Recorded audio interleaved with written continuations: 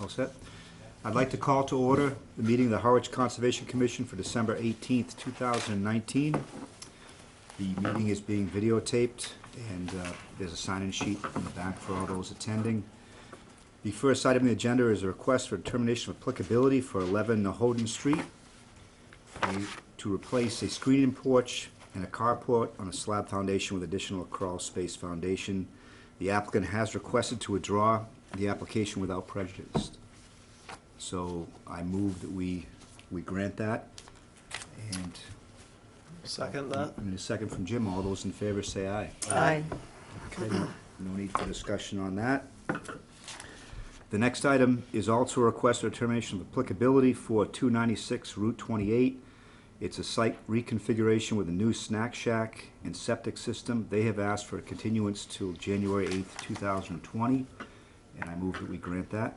I'll second it. Seconded by Stan. All those in favor say aye. Aye. Okay, motion carries. Next is a request for determination of applicability for common area of Daisy Street and Sequotum Road. It's a proposal to rebuild the beach stairs. Do we have an applicant? Hi, I'm Beth Neal. I live on Daisy Street, and I'm representing this group that spearheaded this project. Good evening. Good evening. We were here last month and discussed the problem, and at the end of the meeting, we were directed to submit the retroactive application and all that it entails, so I believe you should have that. Thank you. The builder of the stairs was supposed to be here with me tonight. He said he would be here, but I don't see him yet. All right. You may have seen that. I mean, we had a few things ahead of you, but that got quickly taken care of tonight, so. Well, we could start with many summary comments that Amy has on the project, if you like. So if you recall, it was about a month or so ago, not Beth, but somebody else came and was here representing the project. This is a set of, it was an existing narrower concrete set of stairs that were set in the grade. It's a community access set of stairs, people who have deeded rights to Long Pond via Sequotum Road. This is one of the, I think, 4 access points pretty along that road. There was an old concrete set of stairs, met a couple years, a year or two ago with other people, and things got a little bit lost in translation. We'll just kind of leave it at that. And since then, Beth wants, and the builder want to set this right. The other person is not involved anymore, and so Beth and Ronaldo, the builder, put this together, and they're asking you to approve what they did install. So we can chat about that. I did share our regulations for inland staircases with them. I'll comment briefly on that. Here's a couple of pictures that Beth gave me. She photoshopped some plantings, not necessarily, they don't have to be these exact plantings or anything, but what the plantings would look like on the side. And don't pay attention to the retaining wall. That also is photoshopped on the side. It's just something potentially for the future, but most of us have been out there, but if you want a couple, these are all the same, right, Beth? Yes, they are. I'm Okay, just you need. can pass them around. I'll keep one for the file. So the existing stairs, as they exist now, are wooden steps or a composite material. They're sonotubes. They are set into the grade. Our regulations really call for staircases to be elevated. However, in this instance, I think the commission has a little bit of latitude. There was an existing set that predated, as far as we understand, predated regulation. It was quite old, and it was dug in. If this set of stairs were to be elevated or removed and rebuilt 18 inches above the grade, it would probably extend much farther out into, right now the pond is so high, the bottom step is in the water right now. But because if you elevated it higher, it'd be steeper, it would have to go out farther in order to, not be so steep. Or you'd have to have a platform with switchbacks, which potentially could cause more damage, more square foot area needed to get down than currently you have it. We do allow potentially for shut that, please. Thank you. Steps to be put into the grade, but that's really meant for treads and risers. But I think because this previously had a set of stairs, and I'm a little bit concerned that if we, because this is a north-facing slope, it's a steep slope, shading, we have issues with other sets of stairs that are raised in some places on this side of the pond, with vegetation growing underneath and immediately alongside, and there being some erosion. So, I mean, it's up to the commission, but I'm almost wondering in this particular instance, if this will actually hold better, and then do some plantings on the side. So it has been, the filter fabric has been stapled into the earth. Nothing else has been done. We can definitely talk about the removal of the old concrete that was broken up and kind of put along the shoreline.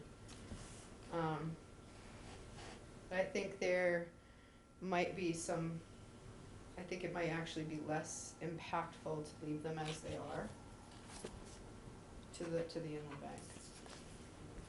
Thank you, Amy. Why don't we go, Builders here. okay.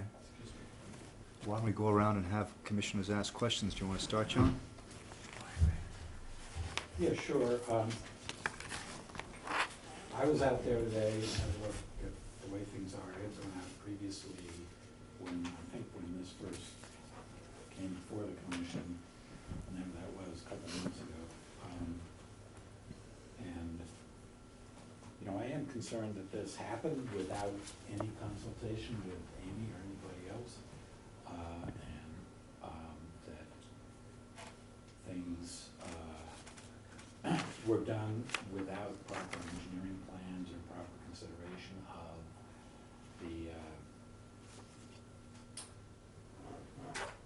the town's regulations for such things.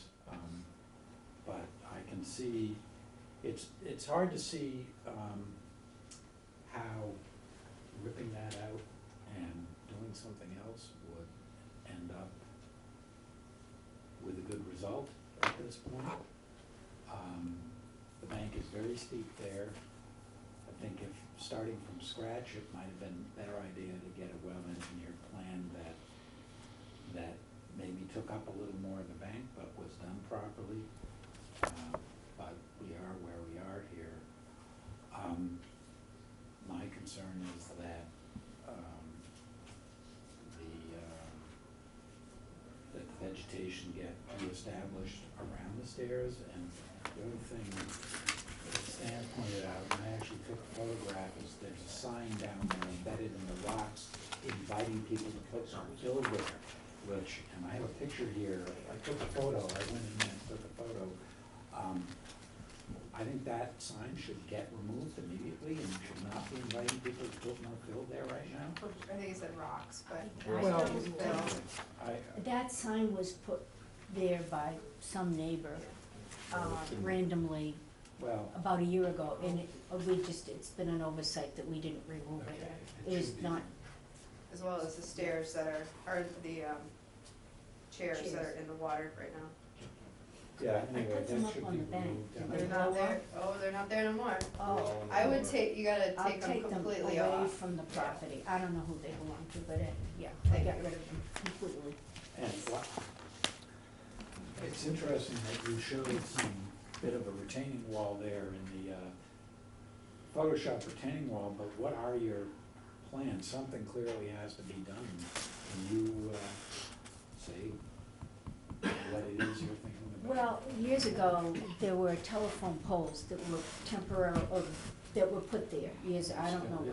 And the telephone poles then rolled down onto the beach, leaving an eroded embankment and rotted telephone poles on the tiny little beach that we have.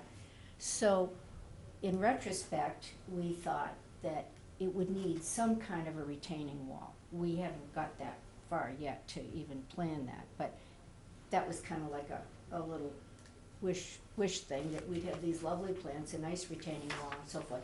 But that's in the future, and I know perfectly well now that we have to have an engineering plan, and we have to go through the proper channels and all of the things that we were not aware of when we first did this. So what is your plan for pursuing that? I mean, I would like to have some concrete, She's representing a whole bunch of people in the neighborhood. so you have a process in mind by which you're gonna resolve this and get an engineering plan and come before us Yes. with an engineering plan? Well, we'd have to consult with an engineer and look at what possibilities there would be for a retaining wall, whether it would be the block cement or. And what is your idea of the timing for that? Well, hopefully in the next year, that's the plan, but it is a conglomerate effort here with all the neighbors, which are at least 30 to 40 neighbors. So, you know, it's not like one person can go and do it and make a decision. So we hoped if we could get the funding, we would do that. And I think the first step we thought was removing the rotted telephone poles. And I wouldn't touch anything, right? I wouldn't touch anything right now. oh, I'm not gonna, Okay, we're not alright, touching, so- you said, what is the plan? And Okay. I thought, well, Sorry. we can't put up a retaining wall till we decide what's happening with the rotted telephone poles. And then we could get we'd consult with you. Mm-hmm. Okay. Okay. Yeah, I'll go along with everything John said, but I'm still concerned about all that broken cement down at the bottom. I'm not sure what we should do with that, leave it there or not. I don't think we should leave it there. And I guess my other concern is because you are dealing with a group of people, how do we know, just like the chairs or whoever put that sign there, that somebody else is just, even though you're trying to do the right thing here, how do we know that somebody else isn't gonna go and do things without permission to start changing that bank further? The town could put up, the Conservation Commission could put up a sign down there just stating, you know, no activities. If you wanna do anything, you have to go to the Conservation Commission. We put a few of those signs up around town, in the past. And you have a few people here in the audience who are also from the neighborhood, so hopefully the word will get out as well that, you know, the proper procedure needs to get done. That's all I. Okay, Carol? You know, we've had so many so many activities that proceeded without permission. I wonder if we should start thinking about a policy that we automatically give a $300 fine. I don't know if that would deter people, but it would bring to their attention. It's just a thought that if there's a violation, $300 fine is automatic, and then we go from there. Regarding this specific project, Amy, are you comfortable with underneath this staircase that since there's nothing that will be growing there or anything, that it won't erode underneath this edifice? No, but I think if it was elevated, because it's a northern, I don't think you're gonna get anything growing immediately under there. Anyway. Really anyways, it's gonna be really hard to, I mean, you might, but it's a north-facing slope, it's really steep. Now, if we were looking at this plan initially, before they did the construction, would we want any kind of a mesh there to hold that in? I don't know how, I'd have to defer to somebody else to talk about how easy it would be to install any erosion, anything underneath, something that's already set in. Well, no, but if we were looking at it previously, before the construction, would that have been an option that we might have thought about? Maybe give it some other kind of a base, maybe, Mm-hmm. underneath. not really sure. 'Cause And as far as your thing, do you have a street association, or is it just, do you have a formal street association? No, not for this. We had one when we were putting in the road, because Daisy Street was a private road, and we had to repave it privately. And that was the street, so the people have moved, and so this was not done under the umbrella of a street. And how did you all get together to pay for this? Well, the person that represented the group before me went from door to door and said, we'd like to make our beach safer and put in a railing and stairs, so so no one gets injured. And that's what they did. She did. She went from door to door and, or emailed or telephoned. And, you know, she was under the, with some miscommunication or misunderstanding, she was under the impression that just to replace the existing stairs for the sake of safety did not require any applications or anything other than replacing them. And that's how this all began. We were very well aware that if we did anything with that embankment, we would have to go through the proper channels. I mean, we knew that, but when she told me that in just replacing the existing thing, we all kind of trusted that. That's And understandable. I think she, Unfortunately, it's Misunderstood. wrong, but. yes, I know, we know now. We know So in after order to that. put We're in really this sorry, retaining and wall, we, in order to put in this retaining wall down the road, you're gonna need a little bit of community organization, aren't you? oh yeah, yeah. So, no other questions? Jim? Yeah, I have a few concerns along those lines. Does anyone own the property? No. So essentially, it's just owners unknown. But there's It's the deeded- end of a road, it's like a paper road, I believe, if you look at the assessing maps. Is the road private? Does, Daisy Street is a private road. is it the end of Daisy? So Quantum It's the is end of not. Daisy. Yeah. Yeah, so it's essentially the continuation of Daisy, even though it's not there. So it may actually be owned by the people who own Daisy. Well, on my deed, it simply says, it doesn't say anything about owning the beach. There are 3 or 4 Access. beaches, it just says, we have rights to use the beach, not leave a boat there, but to use the beach for swimming and recreational. It says nothing about owning that land. And from what I understand, the neighbors in the surrounding area, their deed says similar. Right. So none of us assumed we owned anything. That's, it is a little concerning that there's no ownership, so who has liability for the property?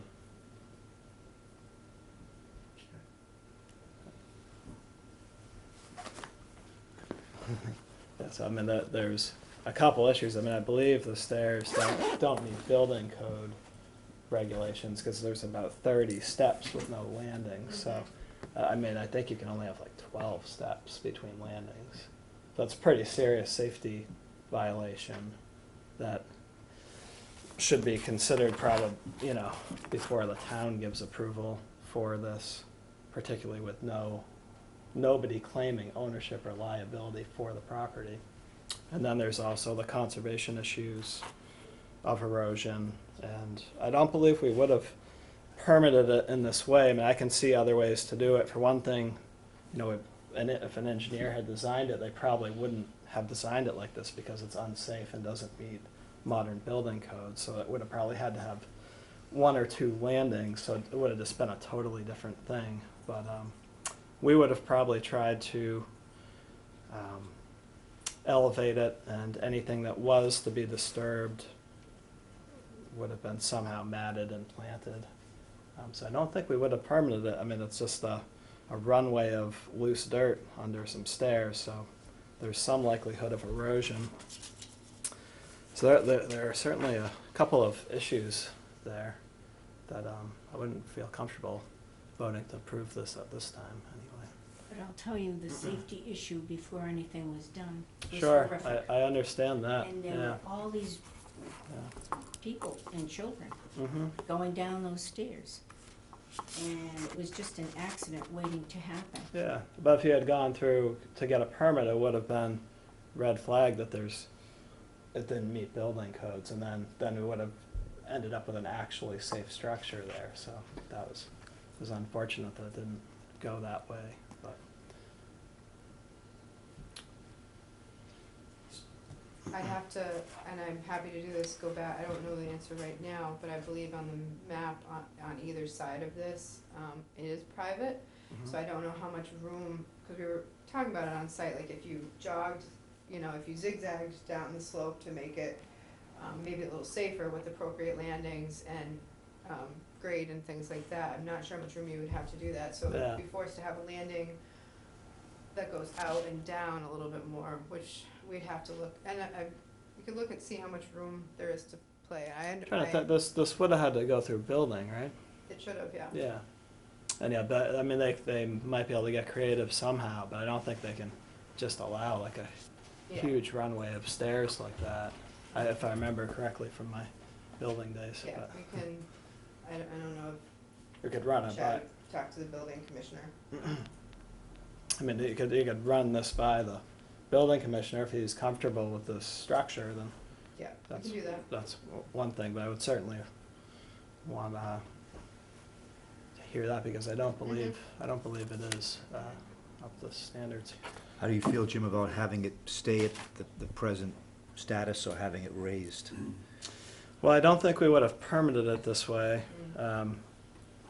Like I was saying, like if we had looked at it before anything was done, there could have been a plan to stabilize the slope, whether or not some stuff was just simply left in there and planted around, or, you know, could have been considered.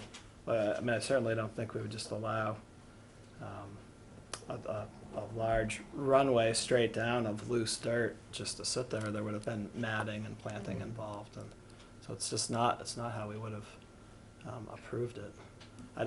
What to do now, I mean, it's hard to say, other than. I think we have to send it back to investigate the building department's approach here and see what they say, because they may want to see something reconstructed. If they are okay with it, then I think we can talk about how the commission feels about allowing it. Amy feels it could be fairly stable the way it is, as opposed to ripping it out. I see pros and cons to it. Yeah. Because what do they call it on either side, not the treads, but they're kind of holding things in place a little bit. On the other hand, you do have a lot of loose dirt underneath. So I see pros and cons to leaving it like this. I can certainly talk or facilitate a chat between you folks and the building commissioner. I'm happy to sit in on that if you want me to. I'll definitely talk to him about it and give him a heads up. His name is Ray Chesley. If you go, when you leave here, over by our main window to our office, right outside here, there's a bunch of cards, and you can get his contact info there. I would say if this is how if we want to proceed and ask those questions first, maybe have a look at, I know that there's no owners to say for this, but maybe we can look a little bit harder into how much room with the width of the access is potentially. We can do that. So. I think it's hard for us to approve it tonight without that information, Okay. and I think the possible outcomes are to have it reconstructed for having a landing, as well as raising it up to meet the regs. Or if the building department says they're fine with it, then we can talk about that. And myself, I would think this would require a fine or discussion of a fine. I don't think we discussed it last time. Or did we? We did. We did. And what- I think, if I recall correctly, we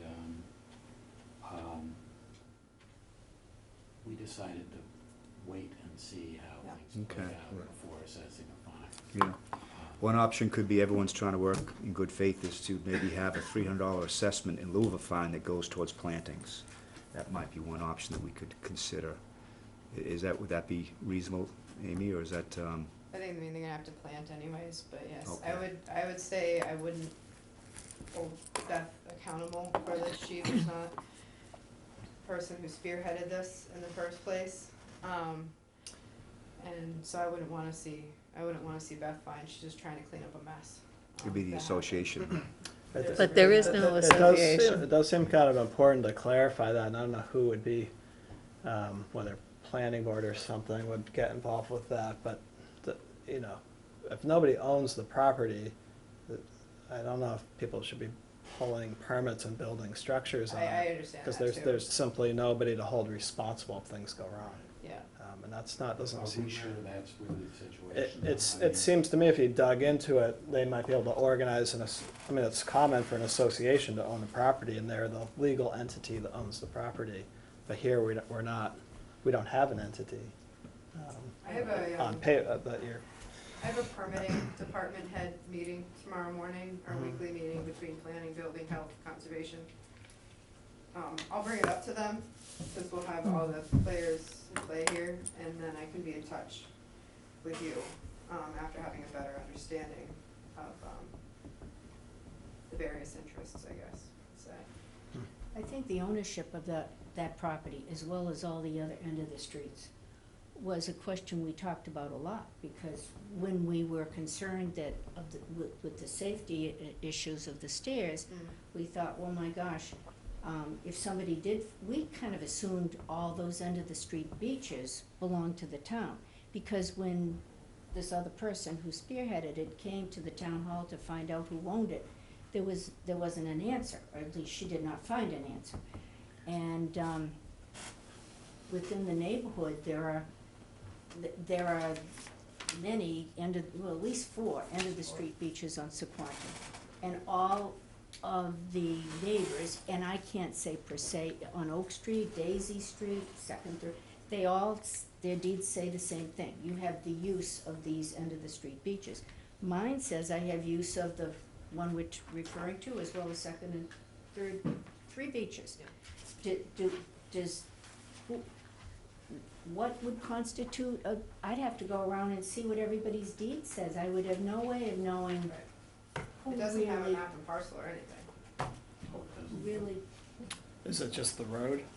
I believe so. Well, if the I- town has taken the road, then the town would own the But I land. don't know if the town took it. And if the town hasn't, It's a it private road, it she should said. own whoever owns the private road. Yeah.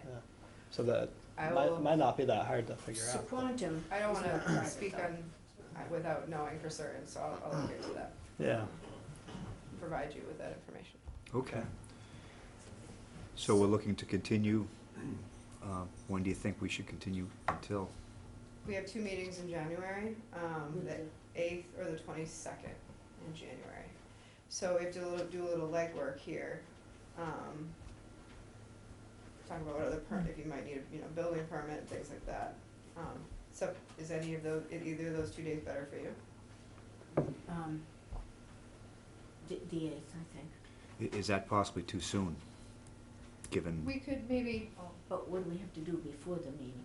well, so tomorrow I'll talk to other department heads. You may have to file for a building permit, but at least if you're not, maybe by the 8th we'll know some new information. But maybe you ask for go to the 22nd if we don't have everything in line. Okay, So let's just shoot for the 8th. all Go right, from there. all right. All right?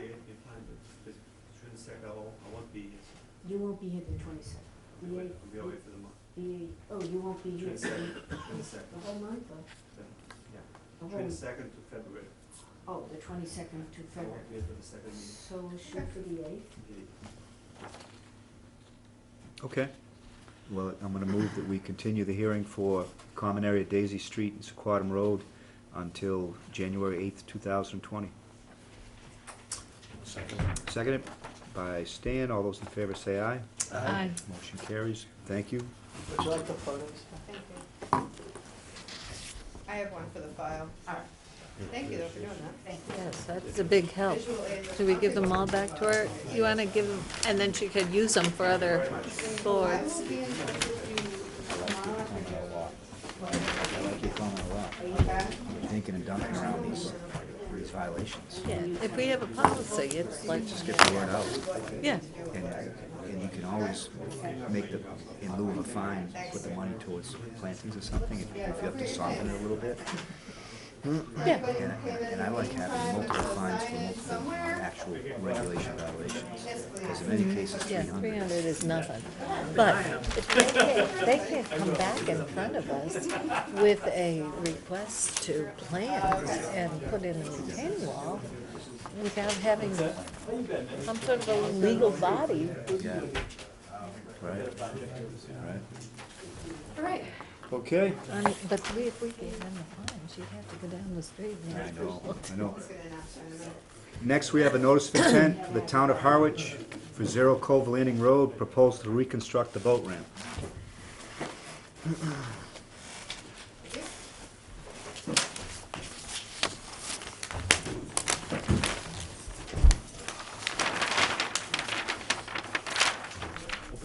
Does anybody want that doesn't have one, a large copy of the plan to borrow? You wanna share one? Want to share one, or you got one? I have one, and we have room tonight. These have an easel, we could probably use that chair. Oh, okay. Good evening, John Rendon, Harbor Master for the town, and this is Kevin Baruchin from GEI Consulting, and we're here to brief you on the plan to replace our Round Cove boat ramp that goes into Pleasant Bay, and it's a pretty heavily used ramp. We have about 90 moorings in Round Cove and another close to 80 moorings in Pleasant Bay. So it is heavily used landing and ramp. It's not a real big ramp and it's not a real big landing, and we have a length restriction on boats. 25-foot length of a boat is the restriction. Anything bigger than that can't use the ramp. And it's a poorly designed ramp. It's not properly pitched, and we have a lot of boats that get hung up on the leading edge of that ramp because it's not, and it causes people to do things that they shouldn't be doing, both on the ramp and alongside in the salt marsh area, frankly. When the tide is not right, they find ways to get their trailer in there, and so it is in desperate need of being replaced. And so I'll pass this on to Kevin, and he can kind of go over the project. So, without setting up the easel, those who have the existing plans in front of you, this is the same as that. So this area here is the existing town landing. It has a concrete seawall around, gravel fill on top. This section through here is the existing boat ramp, as John said, is very shallow in pitch. Essentially, for most boats, I'm actually surprised to hear that it's only 25 feet is the limit, but most boats you can't even put in the water, that's too shallow. Most cars have to back down into the water to actually launch the boat. You'll see in the existing section, down at the very bottom of the ramp, there's actually a scour hole at the very end of it, which I would presume is due to all the boats motoring on and off the trailers. The plan is to reconstruct within the same footprint. We do know that we have the salt marsh immediately adjacent to it. We would protect it, but the plan is to replace the existing boat ramp and nothing else. No expansion, no changes, other than we're going to have to replace some of the seawall. So I'll show you the proposed section. The plan is to leave as much of the existing ramp as we can in place and build over it. Where we have to go then down deeper below it is remove the existing ramp and build below it. So roughly halfway, give or take, but the whole plan is to remove the existing ramp essentially from roughly where the wall gets reconstructed down, and then dig down to put new concrete, precast concrete units, so we minimize impacts rather than trying to put a cofferdam around the whole thing and try to pour concrete in the water. We'd actually use precast units so we could just drop them onto the stone bed. And then above the ramp, where we're gonna pitch up to meet grade, we're actually just gonna build on top of the existing ramp to minimize. The plan is to put a barrier, a thin type barrier in between the salt marsh and the existing ramp, so we protect the salt marsh during construction. as well as the new ramp will have a curve down the entire length and at the very bottom to help protect people from going onto the existing beach adjacent to it, as well as at the very end running into the sand below, helping minimize some of the impacts.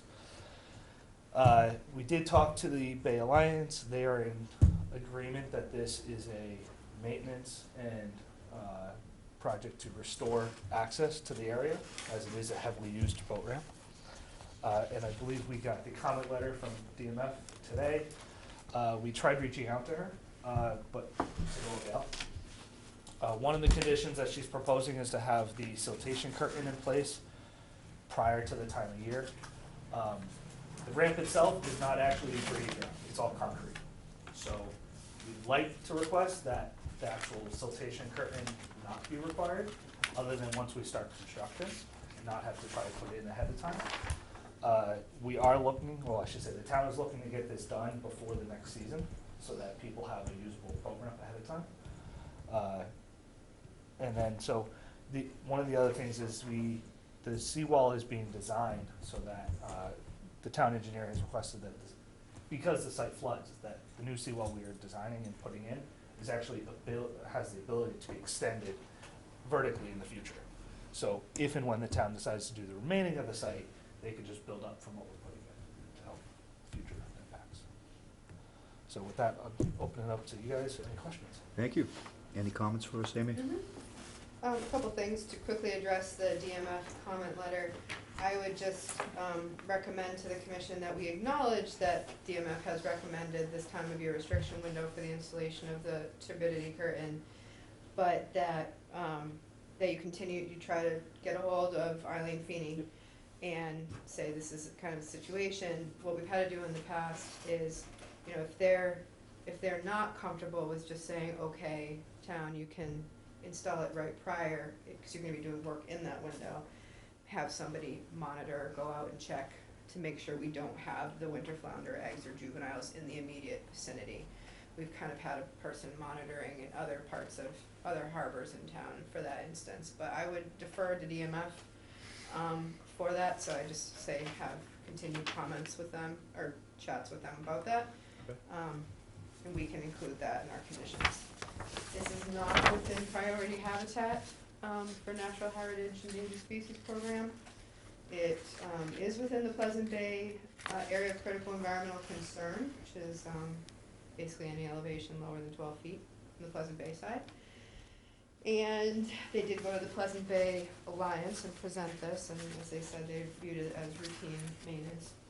The question came up on site today, and I did speak briefly with John about it, is, well, what happens when you dig, you're gonna be much lower, at the very end than you are now. You're gonna be about 2.5 feet lower. Yes, the bottom's currently around 0 for all Yeah. intents and purposes. We're trying to go to -2 So, to match the existing sand grade that's out there now. so right up, the question was, is there gonna be dredging or anything at the immediate end?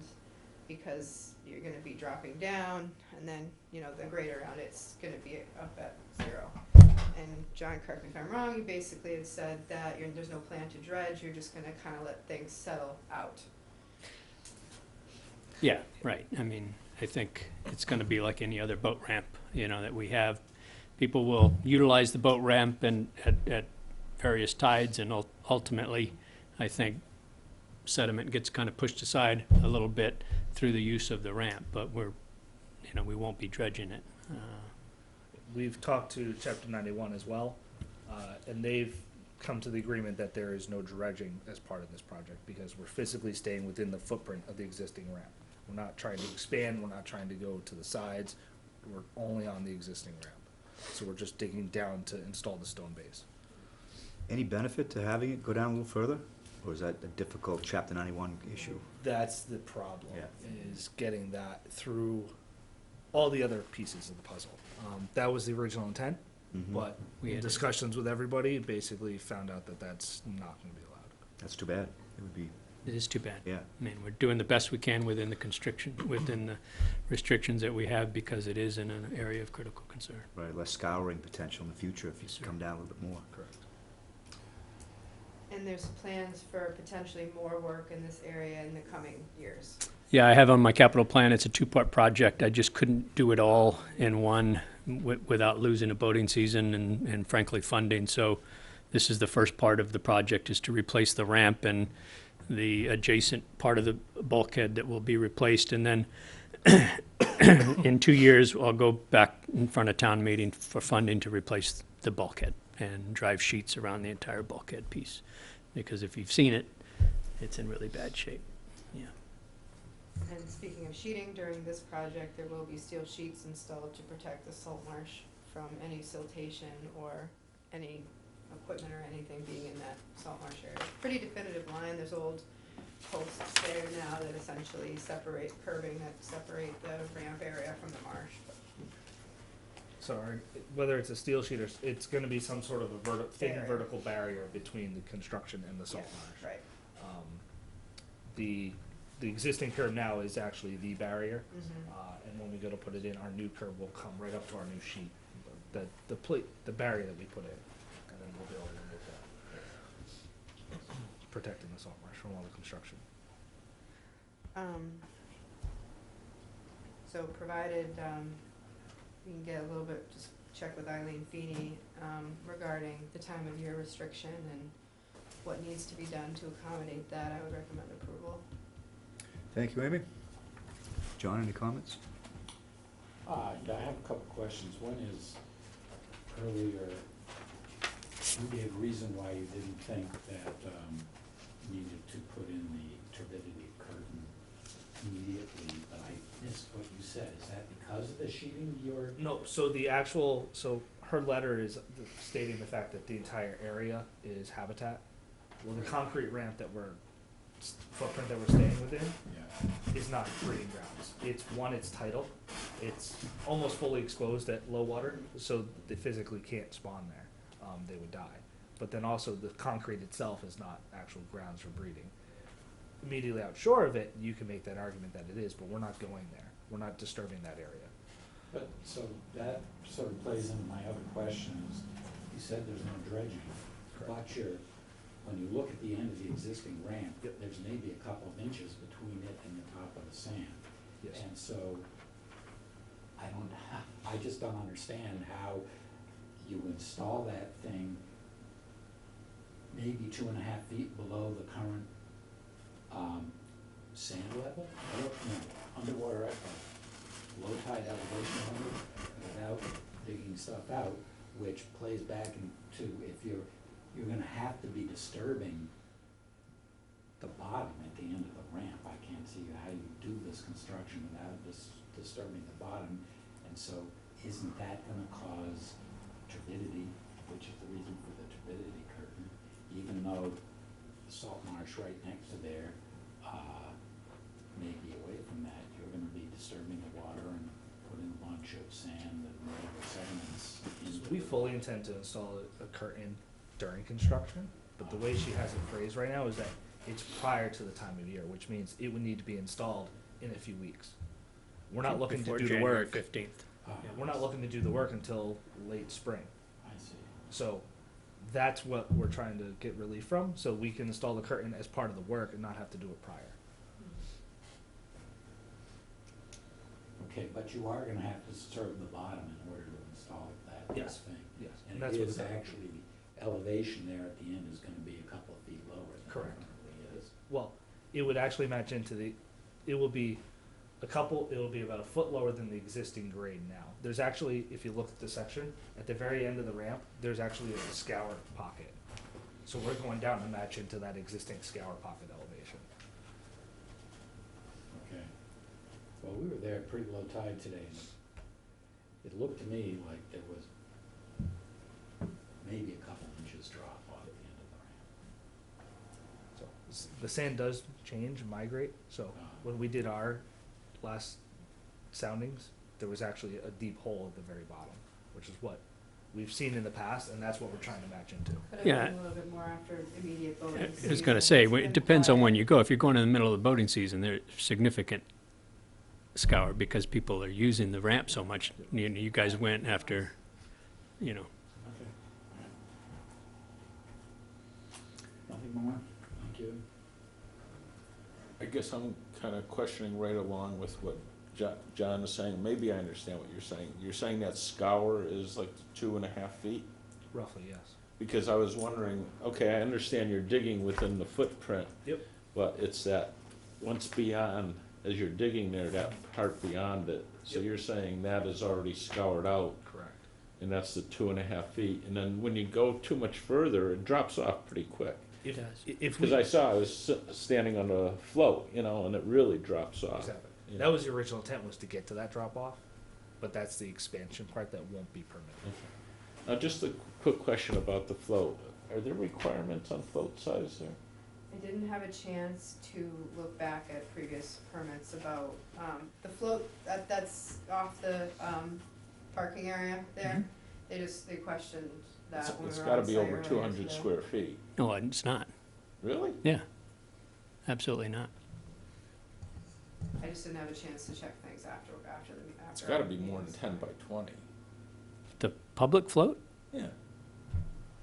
Well, I wasn't. I don't think so. Sorry, I wasn't- Actually, John, I wasn't either. my question was more. I wish you would've asked, I out of would've measured it for you. curiosity or something. I should have, after we went quickly on site and then I If went I had around my with scale, the I'd check person. it. It just on the looked to drawing. me like it was bigger, Upscale. but I mean, it was more out of curiosity than, Do our regs even apply to a public access? well, that's what I'm asking Well, also. and I'd have to see, it may have, I didn't have a chance to see if it was already previously permitted, you know, so I didn't have a chance after our meeting today to do that.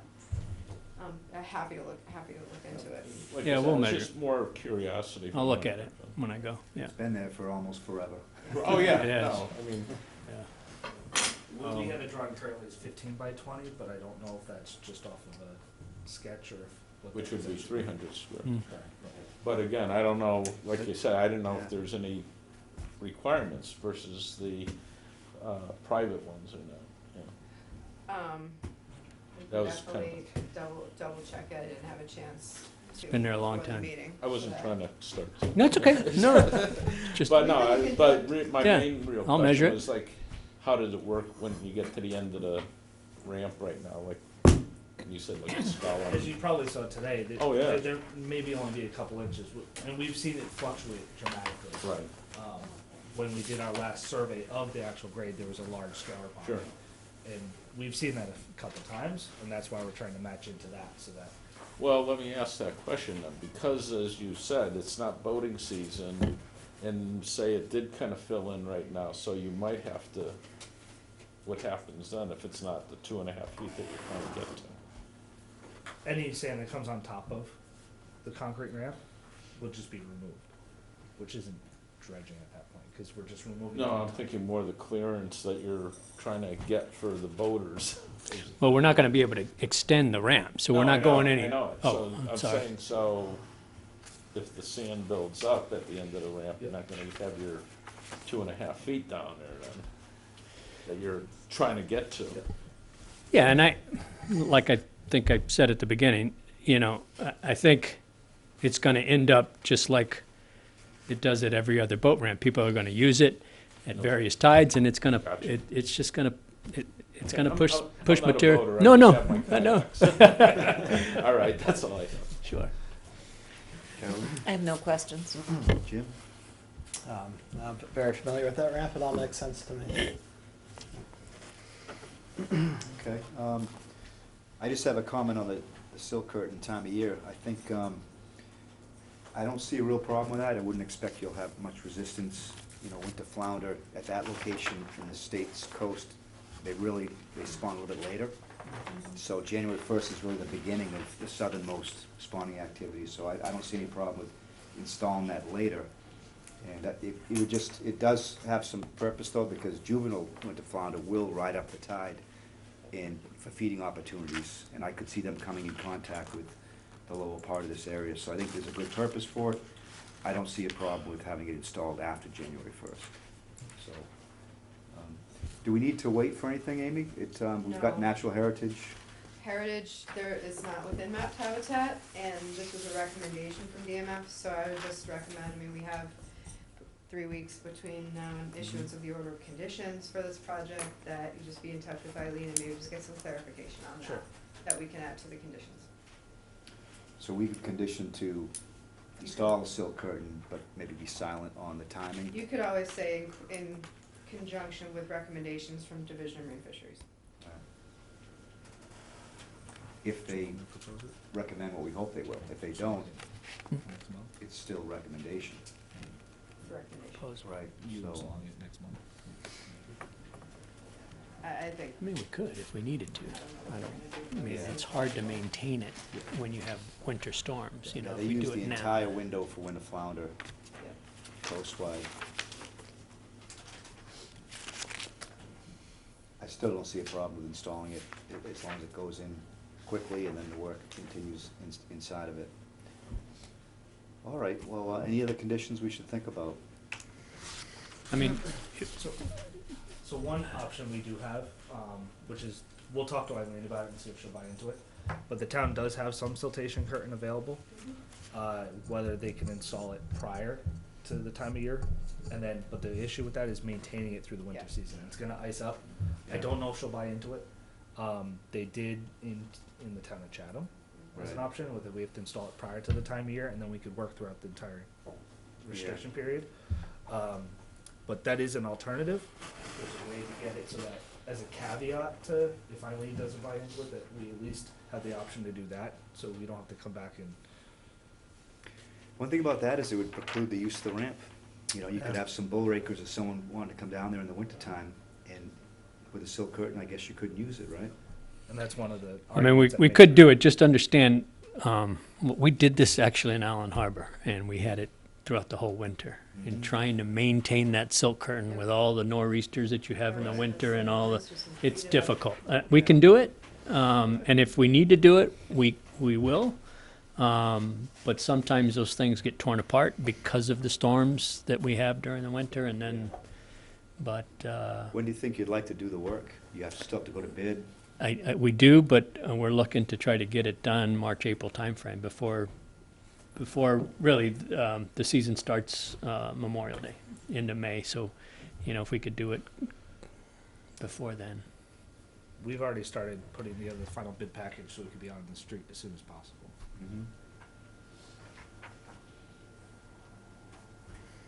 I'm just trying to think what to do in case DMF doesn't want a waiver. Seems, I mean, we could just condition that it goes in before they start work. That seems reasonable. Yeah, keep the dates silent. That would be fine with us. I think having it hang out for 2 months or a month even is not a really practical thing. It would, you know, be come in contact with some aquatic resources and maybe get fouled up or damaged. All right, so we can just have a fairly straightforward recommendation to have a silk curtain in place installed before construction. Okay. That's pretty standard language for erosion control type things Yeah. anyways, so. Then by all means, check with them, DMF at the same time, just to see how they feel. All right. Any other thoughts on conditions? Time of year we can adopt? All right, would someone like to make a motion? Okay, I'll make a motion to approve the notice of intent for the town of Harwich, Zero Cove Landing, reconstruction of boat ramp. I'll second. Okay, and for discussion, we have that one condition just mentioned on the silk curtain installed before construction. Yeah, you'll see the other more standard types of conditions too for in-water Okay. work. All those in favor Do say. you think anybody in the audience wants to Oh, say anything? any comments from the audience? Seeing none? All those in favor say aye. Aye. Motion carries unanimously. Thank you. Appreciate it. So the order condition will be January 8th. And I'll measure the float. I'll get back to you. curious No, now. I'm curious now too. Well, I don't even know if there's a, you know, a requirement to be the 200 like it is for Yeah. private. I mean, And it's it just might have been been there for so grandfathered long. in. Yeah. I don't know. That's another thing, it's been there forever, so. Thanks. Appreciate it. I first launched there in a 1970 phone van. Well, then it's. There you go. Over 40 years ago. I had a 1970 Dodge phone van that I bought for next to nothing, and I used that to tow my boat, and that's where I launched it. And that was over 40 years ago.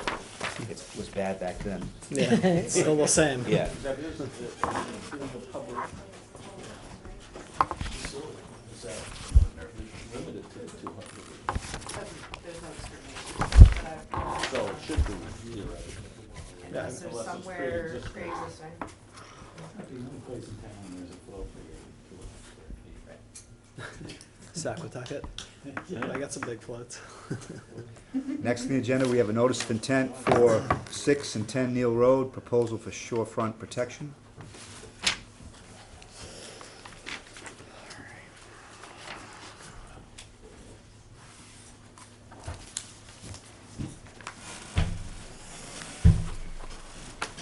Evening. Good evening. Don from Coastal Engineering and Dave Requena, the contractor.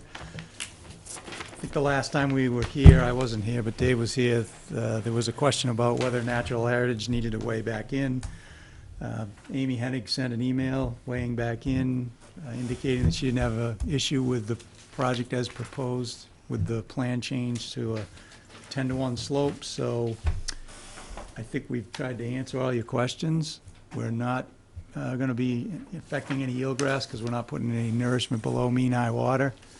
We're not working on the jetties, groins at this time. So we were looking for approval to put in fences shown on the plan, as well as nourishment to the dune and planting of the dune. That's basically the project. Any new comments for us, Amy? Just a couple things.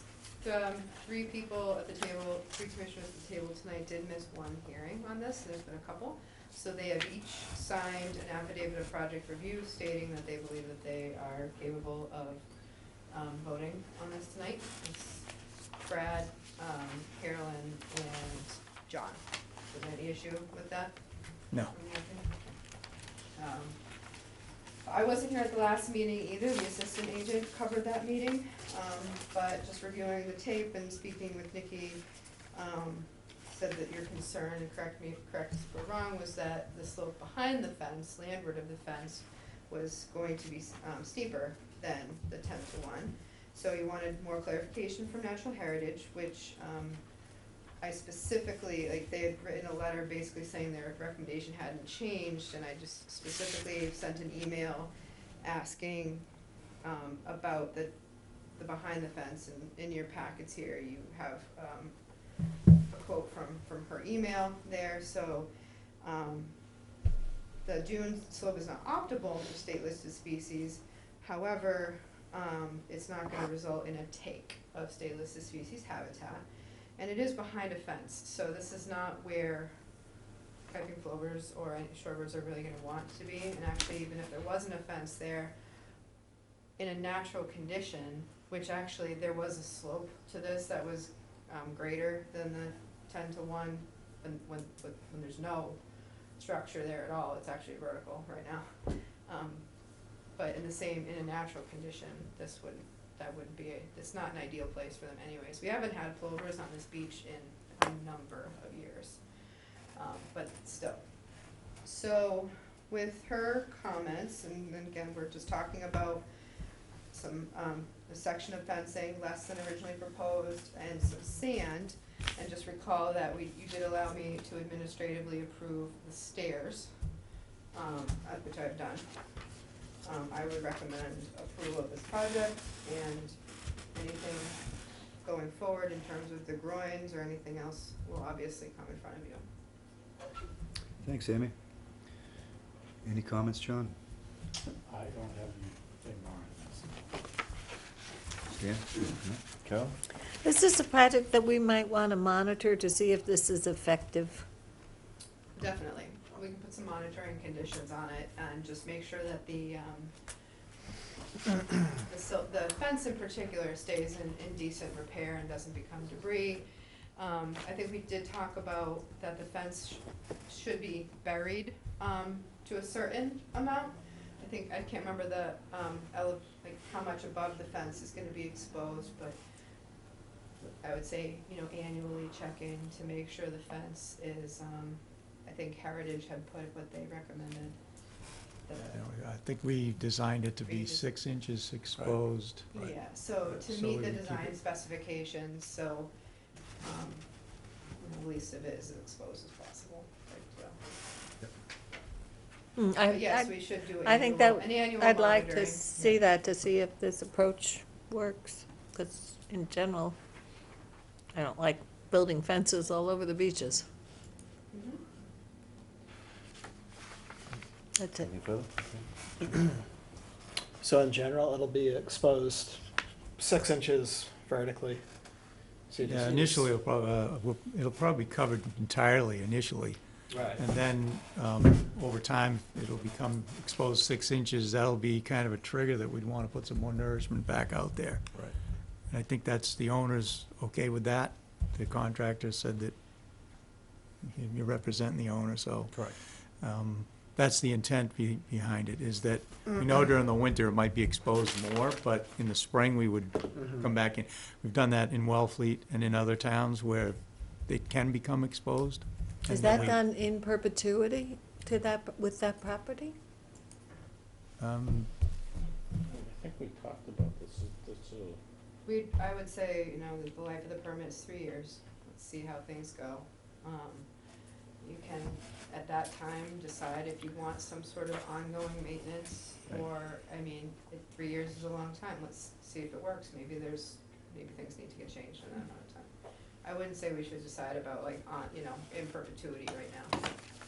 Well, the whole beach could change substantially in 3 Right. years. So I It don't would wanna- become completely irrelevant. Good point. Right. Well, yeah, I guess my point is that it should either be getting continuously renourished and covered or be removed, and that should be Mhm. conditioned.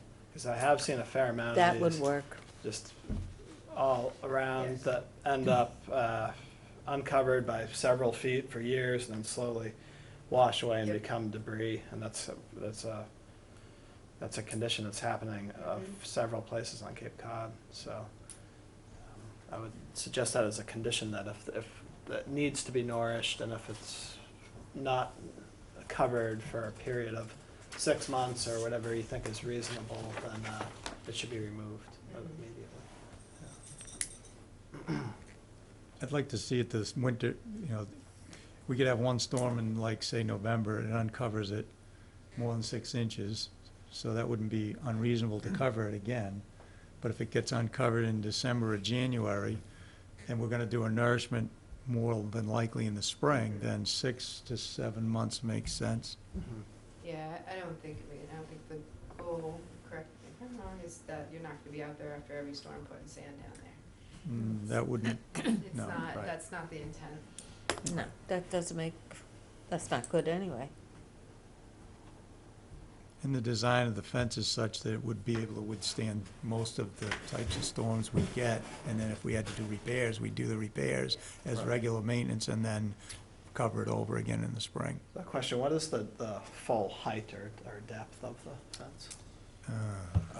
Upper panels are 48 inches, I believe. Yeah. I don't have the plan in front of me, but And then the posts go lower? posts will go down almost 6 feet Yeah, total.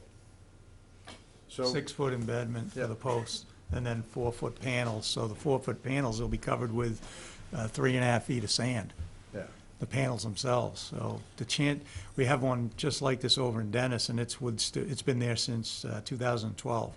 And they keep it covered, they keep it maintained, and those slats are 2x3 slats, and we've not lost any. Mhm. But that's because they've been diligent in keeping it covered during the spring. When it gets, during the winter, it gets uncovered up to about 18 inches to 2 feet. But because of the design, it withstands most, and that's on the bay side, so it gets a much heavier duty surf over there. So I think we'll have the same kind of, it'll be same results over here on this side, on the sound side. It's a much And lower there's tide some range. up at Wellfleet that have been completely Yeah, uncovered. well, yeah. I'm not sure why. Truro actually is even worse. They lost all of the fencing. Yeah. yeah.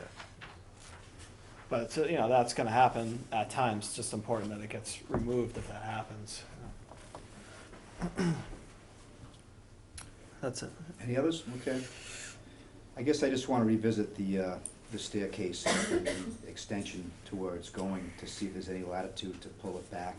We talked about the last meeting, and I reviewed the files and went down there and thought about some more, and I just think that it's really sticking down to go past the edge of the groins. And so that it's gonna see water with every spring tide, and it's gonna get pounded in the wintertime. So I just don't think it's really a sustainable location to have it that far down. And so I just wanted to revisit that, because I think it's gonna get pounded. Is there, Will they be all right, be removable? The end panel, yes. So we would like to leave the posts in that will be below grade, Right. and the lower section of stairway right here, Mm-hmm. we'll take the section of stairs out. But the posts will remain below grade. So these end posts right here, Brad, Yep, right? We'll set these at below grade, right here, right. so that we can always stub pile them back onto that. And then this section right here, we'll take it out. Seasonal or just remove it? Seasonal, Okay, seasonal. yeah. I think it's prudent. I think it's, We don't have a problem with that because, because obviously we're not gonna be using it that much in the winter. And if someone does come down in the winter, they'll just have to jump off the end of it, whatever, right. right? If you look at the aerials, the staircase wasn't there for all these aerials, and people just walked down and jumped off as it was. And that shoreline's been getting pounded with recent winter storms. So we don't have a problem with taking that panel out, the actual treads and whatever, make it a unit so it can just come out. And then we'll have those posts that are well below grade. We can always use those over again because they won't get as uncovered because they're gonna be below the elevation of the top of the fence, which is gonna be 6 inches. And that's, you look at the fence that's out in front here, right? If we're maintaining this, then we're also maintaining the grade. So we'd have this well below the top of that. So if the commission's okay with the elevation there, they should be okay with the elevation of a post that's well below grade. How do people feel about that? We talked about it a little bit, but I just, come to think about this more and realize that it's really extending further than it did before. And it's being exposed to, some serious weather, I think, in the winter. So in the plan, it's shown as basically buried. And that's the part you're talking about, because you're afraid, Yeah, buried with the nourishment, John, you're right. But that's are you not, concerned about this winter before there's nourishment there? No, well, it would be, if it's permanent, that piece would be there, and, it's sticking down past the groin. And so that's an area that's gonna see water with every spring tide. I just think it's not very sustainable. And so I have concerns about, number one, approving something that's not sustainable. Number two, it's quite an extension over what was there before. well, the whole stairway and elevated ramp is much more than what's there before. There's a purpose for that. That the people that own it have older relatives that use that, and they need to be able to get down to the beach. Right. So it's not uncommon for us to come before you to ask for what we're asking for. The thing that's different, and I understand what Brad's saying, is that the lower section, if we make it removable, which we do all over the Cape, many stairways, the lower section, even if it's buried during the summer, so that it, like you're raising, John, in this section view, this whole, half the section's buried by sand. So when you come down the stairway, you take off the middle stair and then you're walking on the beach. There's no problem with uncovering that in the winter if it's still covered before winter starts.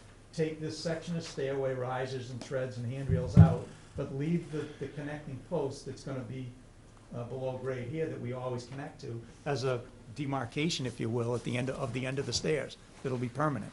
But that's well below grade. If that becomes exposed, then that whole shoreline will probably be back in this location back here.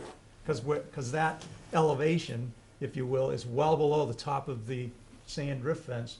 That's elevation here, and we're talking about leaving a post that's almost a foot and a half lower. Leave that post in, so it's a stub pile that demarks where the end of the stairs. He goes out and finds those posts and then just reattaches the stairway, puts the sand back over the stairway, and even if half of it's buried, we have a lot of a lot of stairways that are buried like that during the summer periods where people, walk on 1/15th tread and they're on the beach instead of going down the 20 treads. So, but then every fall, the end of the season, we're gonna be going out there digging sand out. Well, no, that's not true, because there'll be storm events that happen before they take it out that could make it less digging. So, yes, there may be some instances where we have to remove some sand, but he takes the sand away, pulls the thing out and puts the sand back. It's within the access, their access to the beach, it's within about the 4-foot area that they're gonna use to access the beach anyways. Right now, they walk down on that area all the time, and it's scoured out. It's a scoured out dune. We're proposing to keep it at one elevation all the time. Even if we take the sand away to take the stairway out, he's gonna put the sand back at the same elevation. So now we're maintaining that elevation instead of it being a big scour and an invitation during the winter months of water coming up in and going behind the dune. Right now, you have a mean height of 1.4. The base of those stairs are showing at about 4.5 to a 5. So that's, I mean, regardless of nourishment or not, you're still above, Right, quite a bit above above. the- So right. during the storms, this definitely might get hit, but Yeah, I think as long as it is seasonal, because the winter storms are the worst storms that Right. we get, I think as long as you remove that last section, I don't see an issue with leaving the stub pile in. Yeah, if you look at Greg Berman's report, I don't know if folks have it, but page 7 has a photograph that shows one of the jetties there. And the rack line, you know, is really not very far from the top of the jetty. So I think, you know, your spring tides are gonna come up there. And so I think it's just a good practice for your proponent to, you know, save that lower section by taking it out every year. So, all right, any other conditions or things we wanna consider? We have monitoring for 3 years. Just one comment, when you were saying it's a lot longer than what it was, what you're talking about is from where the cement stairs were to where you're adding to it. So I mean, it's where the stairs that kinda got washed out there. Yeah, is down at the where- bottom. And the comment that you're telling, I like that idea, cause matter of fact, at the last meeting, I brought up the fact that these stairs aren't gonna last, just, I mean, anything that's going into the water, just like up at the National Seashore and everything, they get whacked by the storm, so removing that lower section is a good idea. great idea. Yeah. Okay. Any more definition to the monitoring? Do we have enough details? I'll draft something up for you to see. Okay, 3 years. Yeah, for the 3 years for the life of the permit. Yeah. And then we can discuss in a couple of years' time how things are going and talk about maintenance and things like that. Okay. What kind of monitoring are we proposing? Just so that I know what to tell property owners. I mean, are we talking about third-party monitoring, or are we talking about just visual walks? I think it's something that you folks could do. I think you I could. mean, it's really, it's to see, we'll put a deadline for it annually, like what date it should be submitted on, an annual report, detailing, you know, how much of the fence is exposed, or if there's any damage that's been done to the fence that needs to get repaired. How about how often they have to replenish during the winter or anything like that? Any Yeah, comment so like that? typically, I mean, you're gonna be looking, you'd wanna look at this in the spring, after the winter storms. You can look at it, but that's typically, when I worked on the Outer Cape, and we did a lot of sand nourishment in these fences, a lot of them look to re-nourish in the March timeframe. You'd wanna do it before April 1st, Yep. because that's what Audubon is gonna mention too, with any plovers. Right. So you're gonna look it would be sometime in March is when annual monitoring should be done, the report may be due in April, things like that, and we would I have one question, where's the sand coming from? We're not dredging at that point necessarily. It's an upland sand. Right. We have to use an upland So it'd be source. screened bank sand. Yeah, Correct. because it's mostly dune sand that's out there, so it'll have to be screened. It's not coastal bank. We used to say, when we did sand nourishment, did a lot of it when I was on the Outer Cape, you screen it at 3/4 inch mesh. And, approximate grain, match for grain size, Yeah. compatibility, color, things like that. You can put that as a condition, it's grain size compatible to the beach in your orders. How about elevations? Can we ask them to, document elevations, or is that too tricky?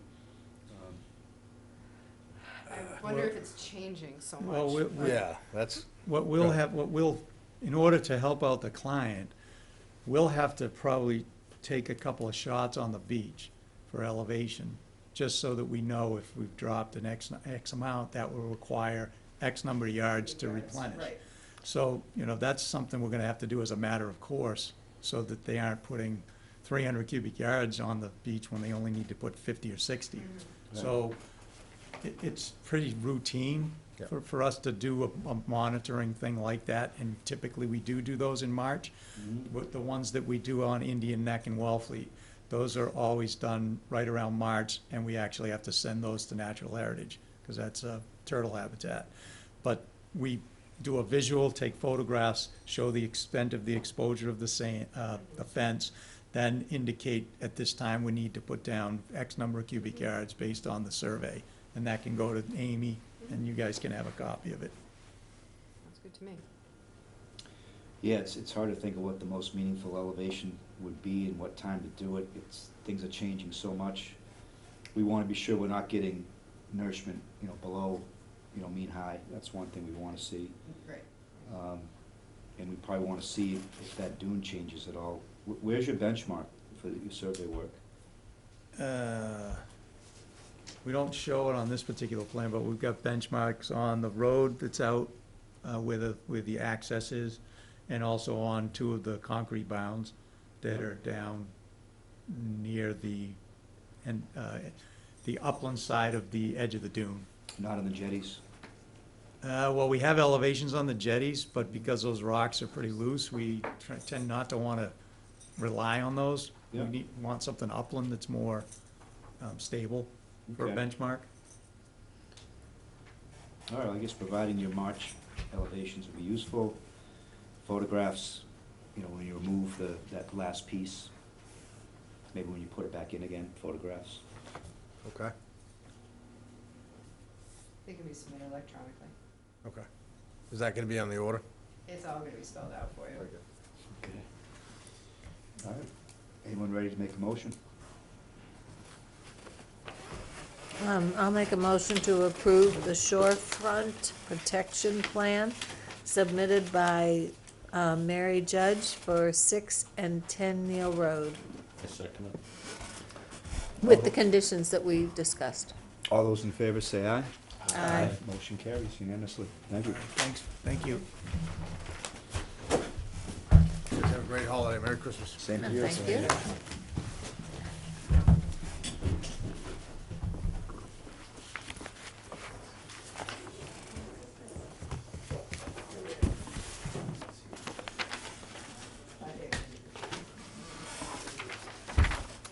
Next, we have a notice of intent for 0 Sequatum Road, proposal for a dock in Long Pond.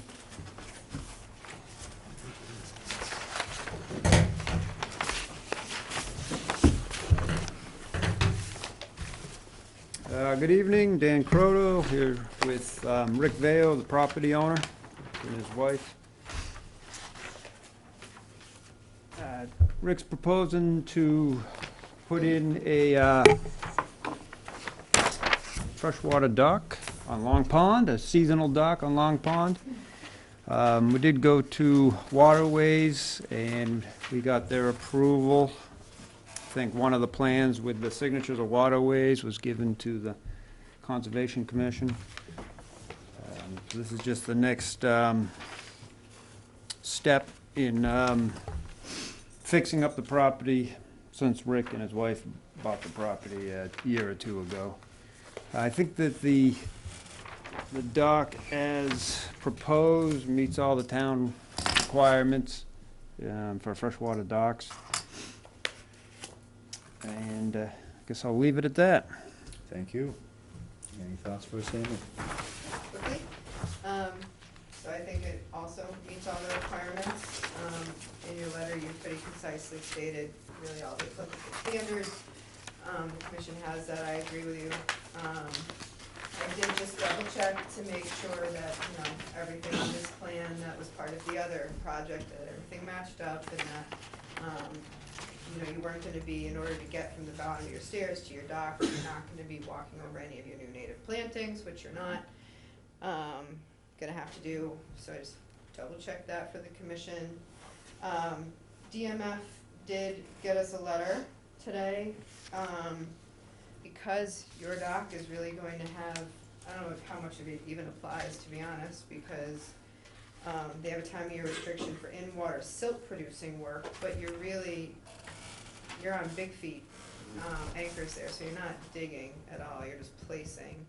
So, we'll probably put it on there, but it doesn't really apply as long as you use the pads instead of digging. Absolutely, yeah, 'cause it would be a seasonal, you know. Yep, using through flow composite decking, so that's very porous and light, can penetrate easily. We do not have a letter from Natural Heritage. I did, talk to Dan and he said he spoke with you, Rick. This does fall within priority habitat. I'm guessing a lot of it is to do with, what you previously had to go through. So hopefully, because this is in-water work, it's not gonna be an issue. It is, herring, so I would anticipate the same condition that DMF had. Technically, we can't, close the hearing tonight. So I am recommending approval. We would need to continue. However, if the commission, if there was no questions the commission really had with this one, we could, essentially do everything next meeting if you wanted to do orders and such as well, so we don't have to go past that. Is it possible, because I know I've done it elsewhere where there's actually a vote taken, so you know it's done, but it's conditioned upon National Heritage. We try to get away from that because once we approve a project, we have 21 days to get something out. For some reason, if they're late, we're encouraged not to do that. We know some towns do. Sure. I would definitely go around the table, but if the commission did see really no other changes to this project, you could instruct me to draft orders and prep for next. But it meets depth requirements, distance to other structures, it's underneath our size requirement, it's seasonal. And the plan does coincide with what the survey that we approved for the last project, so I recommend, pending heritage, I would recommend positive approval of this. All right, thank you, Amy. John, do you have any thoughts on this Yeah, one? just a question about, process here. Clearly, part of your plan that we approved previously was a new bulkhead down there, which I was up there today, it's clearly not there now. So I'm just wondering how this project interfaces with that project. Right. You have to build the bulkhead, I would assume, before, and do all that other work before you put in the dock in. Right, so the bulkhead project will hopefully start soon, weather permitting. I wouldn't want to be doing it myself, but it's going to be a little chilly, but they actually told me they prefer doing it this time of year. I'm not exactly sure why. The dock project would be, everything would be built out of, I might build it in the garage or have someone build it or, whatever. And then it would simply be placed in season, which I used to put the dock in early. I'm too old for that anymore, so I wait till the water's a little warmer, and usually early June. So we wouldn't be touching the dock until sometime in June, I would think. So speaking of which, where are you keeping the dock? Yeah. Speaking of being too old, you're not carrying that thing up the hill yourself, are you? No, definitely not. Typically, what I've done in the past, down at my other house, when the commission approved it, they approved actually, we were replacing a deck at the time, the property I bought had that down there, and we put a new deck in, and they gave enough space so the dock could be stored on the deck. This is not the case here. We had those discussions about decks down there and whatnot. So I would be proposing that it would be stored on the sandy area, which you have plenty of space. I typically pull it back as far as I can, put it up on 2 cinder blocks, just so icing and spillover and whatnot doesn't take it away. And then stack them maybe 3 high. So it's typically stored, I don't know if you're looking at the plan, but the sandy, area that was being filled, I don't know if you want to hold that. Yeah, right behind where this area was being replaced with sand and not natural vegetation. So that's where the dock would remain. Thank you. Question? No questions? Carolyn? Is that okay to store a dock there? Unless, where our past practice has been, unless there's like a pre-existing deck or something else, that it should be outside, it should be on top, above the top of the deck. Or at least outside the 50-foot buffer. And don't people just have someone come and float it down to a spot where they can get it out of the water and then deliver it to you? Other people carry it Up, yeah, Just but, That in is the- really not the case anywhere Well, on they're Long supposed to Pond. be, we're definitely cracking down on that now for all the new permits, that they're not supposed to be storing them down. on the beach. No, I didn't know. I If didn't they're know that. I on had decks, no idea. that's sometimes a little different, if it's on pre-existing structure, they can tie it down to. It is, I mean, the commission can condition that, and it's primarily because, I mean, like you saw, I mean, for this property, we lost like 25 feet Yeah. in 1 year, so, it's for those instances that we don't wanna see things go all over the place. I mean, I would hope in this particular instance that the bulkhead and the fact that we are, you know, maintaining vegetation on each side and keeping that spot open as sandy in the middle, it allows for a spot that, you know, you're never going to be putting it on top of vegetation. That's up to the Mhm. commission. Any more thoughts, Carolyn? No, I don't have any more thoughts. And the stairs directly in line with the proposed dock, those are gonna be removed. Correct. And then, Yeah. so the access is gonna be over by the boathouse. Right, we slid those down purposely just to align everything onto that small deck in front of the boathouse, the existing boathouse. And then I'm trying to remember, was there a specific pathway on the site plan that goes from those stairs, or? There's What- not, what there's is just that? where the planting areas are, so they wouldn't be able to go on those. So what you have is a large sandy area in the middle. Yeah. The hashed area was what we were adding natural vegetation. And then the other area that you see is really just spotty sandy material. We just weren't doing anything with that per se. Because currently, you come down these stairs and you walk to that It's boathouse. the same So it's that path, same path. that one Yeah. is- Again, it hadn't been used in a year or two because of the sale of the property, so it's. That area shoreward of the proposed, which is actually BVW replication, I believe, if I remember correctly. It wasn't just, it was wetland replication behind the bulkhead. On the bulkhead. Those Yep. two hashed areas, right? Yeah. We'd be crossing, well inward of that. At the slope. I believe inward of that was delineated as vegetated wetland. It was. I mean, it is on this plan, I think, too. Yep. The I was commission just trying to recall what did the allow plan. that to be filled, it's gonna have, I mean, it's underwater right now. Because it previously was, I don't have the file with me, Hmm. but the proposal originally to go back out to where it was, Right. it came back in because it had only been gone for a very A short few period months, it was of after that time. major storm. The yeah. commission did, I mean, it's permitted to be filled.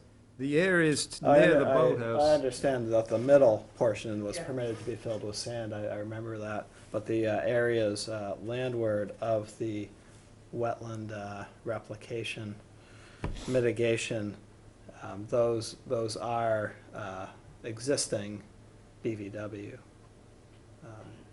So there should, So is where the sand is going.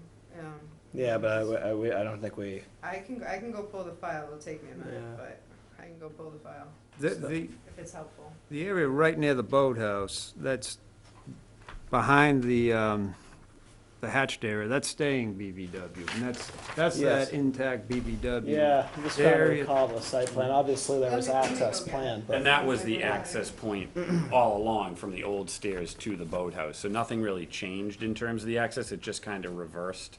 Instead of going from the stairs to the boathouse, now we're going from the boathouse to the dock, crossing the same path. And I think we had pretty well-established BVW on both sides. Right, The BVW in front of what is the sand area, if you remember, was just a couple of plants that. Right, yeah, no, I understand we're filling in the middle section there, but on Yeah, and then- either side, I believe it's essentially supposed to be naturalized. The others, yeah, Or- the or- places behind the fill is established wetland, that was just gonna stay as is. Right, as is. The area, the 8 foot or so from the boathouse along the bottom of the bank to that sand area, which was always the path, that was Right. gonna stay the That's path. gonna be the path, yeah. And then directly behind the sand to the slope was going to be the filled area. Hmm. Which was, again, was the past, area that was heavily used.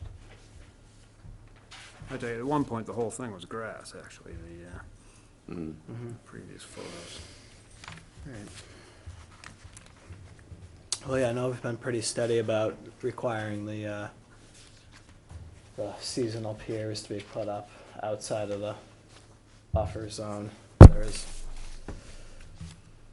because this has a very specific How much do these weigh? delineated sand area, that's a little bit Possibly. more, Carry I'm a little upstairs. more amenable to it, but that's all I have. don't know, I've been thinking about that, because, I mean, we've been questioning some of those docks along Route 124 there that were on sand. Well, that's why I say, because it's actually a bulkheaded delineated area. Those ones where it's just beach, I'm really not in favor of it at all. It's something to think about, because in the other cases, it's a natural beach, and we've asked for a long time to have none of those stored in the 0 to 50. Right. And I wouldn't want to waiver, but this case, there's the bulkhead that creates a stable condition that won't really become habitat. But do we make an exception to the 0 to 50, no storage? So it's. Well, some of those others, we did allow it where there were like kayak racks or something where they took it off the land. It was still within the 0 to 50, but they were using, just like if there was a dock there, or, I mean, a deck or whatever, we were allowing them to store but it was off the ground. The dock went on the kayak rack, is that what you're saying? Yes. We Yeah. did, It was a yes. case where there was an existing kayak rack and we told them they could use it. And we do have a practice of it's always 2 cinder blocks high, the storage. It's never sat on the sand, for multiple reasons. But we always elevate anytime I store them. It's a bit of an exception, but there's not many cases we'll have this type of bulkhead there, so I think it's, what you guys want to do. We're trying to get consistent with this across the board. At the same time, I think it's not really a naturalized habitat the way it is, so. Waiting for this? Well, we're talking about the storage, we're trying to piece through the storage concept. It's a little bit different. Any strong feelings to that? Because, we can just ask to have it. I mean, you would have to bring it up the bank? Is that what you'd have to do? Correct. Right. Which is not an easy task. Right. Well, the way people deal with their boats in a lot of places is just have someone else take it out of the water. People don't haul their 25-foot motorboats up to a 50-foot tank or something else and takes it out of the water for them. Honestly, for the years I've been there, I've never known anyone that's ever, I don't even know of a company that does that takes the docks actually out of the water and away on Long Pond. And I've lived there permanently for 15 years and vacationed down there for 25. So I don't know what to say about that, because I just don't know of any entity that does that. Yeah, It'd be a great way for you. Marine There you go. For you to get rid of the responsibility entirely. Marine taking that thing contractors can do apart. it. Yeah, I'm sure. Cape Cod docks, Crossroad Ocean Services, places. But, I don't know, I'm Jim, did you want to say that? Oh, yeah, I wouldn't mind taking Yeah. Thank you. That was the thing we approved. February. Well, I like to see consistency in what we require, but there was that one circumstance where we did allow them to put it on their kayak. It was a structure there, so putting just cinder blocks down or anything like that. It was already there. That was already Or a there. deck or whatever. I'm not worried about impacts to the resource area in this case. I'm just worried about the consistency issue. That's kind of what I'm saying. We've been going after people for violations. If you put it up on cinder blocks with 1 foot or more coverage, clearance, and it does not overlap any vegetation, I don't really see habitat impacts. Because the bulkhead. And if you don't have a bulkhead and you have a natural beach, then it's a bad idea to put Right. something there, because this thing's trying to live in that area. But will people who live along 124 understand that when they see this? It's not a bad, case to make, that the bulkhead is very different from a natural sloping, beach on the pond. And they're asking too, everyone has the right to ask. Yeah. Every property is different. I was behind a bulk, I understand the consistency thing completely, Mhm. but this hopefully will never touch water to begin, the reason is for habitat destruction that we don't allow it.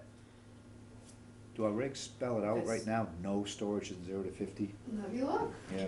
I think they do. I know for salt marshes, we've been real consistent with no labeling, but this isn't salt. So the issue to me, in this respect, is about enforcement.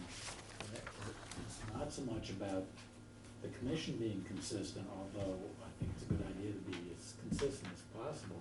It's about people who don't come to commission and ask, but they're in their boat, in October after you pulled your dock out of the water and put it there, and they look at it and think, oh, Rick did it, so I can do it. And they may have a completely different situation, but not be aware of the distinctions that we're making here. So it is a problem, and I think these things are a particular problem on Long Pond, because there are probably a lot of things which go counter to regulations that happen on Long Pond that, we can't chase down every one of them. So some of it is just setting a standard so other people see the standard. That would be my concern. So do you wanna know what the regulation reads? Yeah. Yes. So seasonality, 6 months. Off-season storage shall not be allowed on any wetland resource area. It's coastal, it's the saltwater docks that we stipulate definitively, nothing within the 0 to 50. Okay. The resource area itself. So it gives you some, we And isn't land underwater a resource area? it is. This isn't land Well, under. the bulkhead changes that, Right. so, Yeah, if that wasn't there, then it would be, Right. BBW. yeah.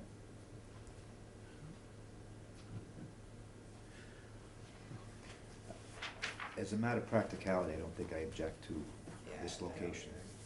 With an order that says, a condition that says, raised at least 12 inches and no overlapping of vegetation, so you don't try to put it at the back end.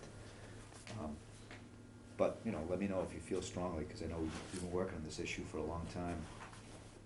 But it's, Agree with it.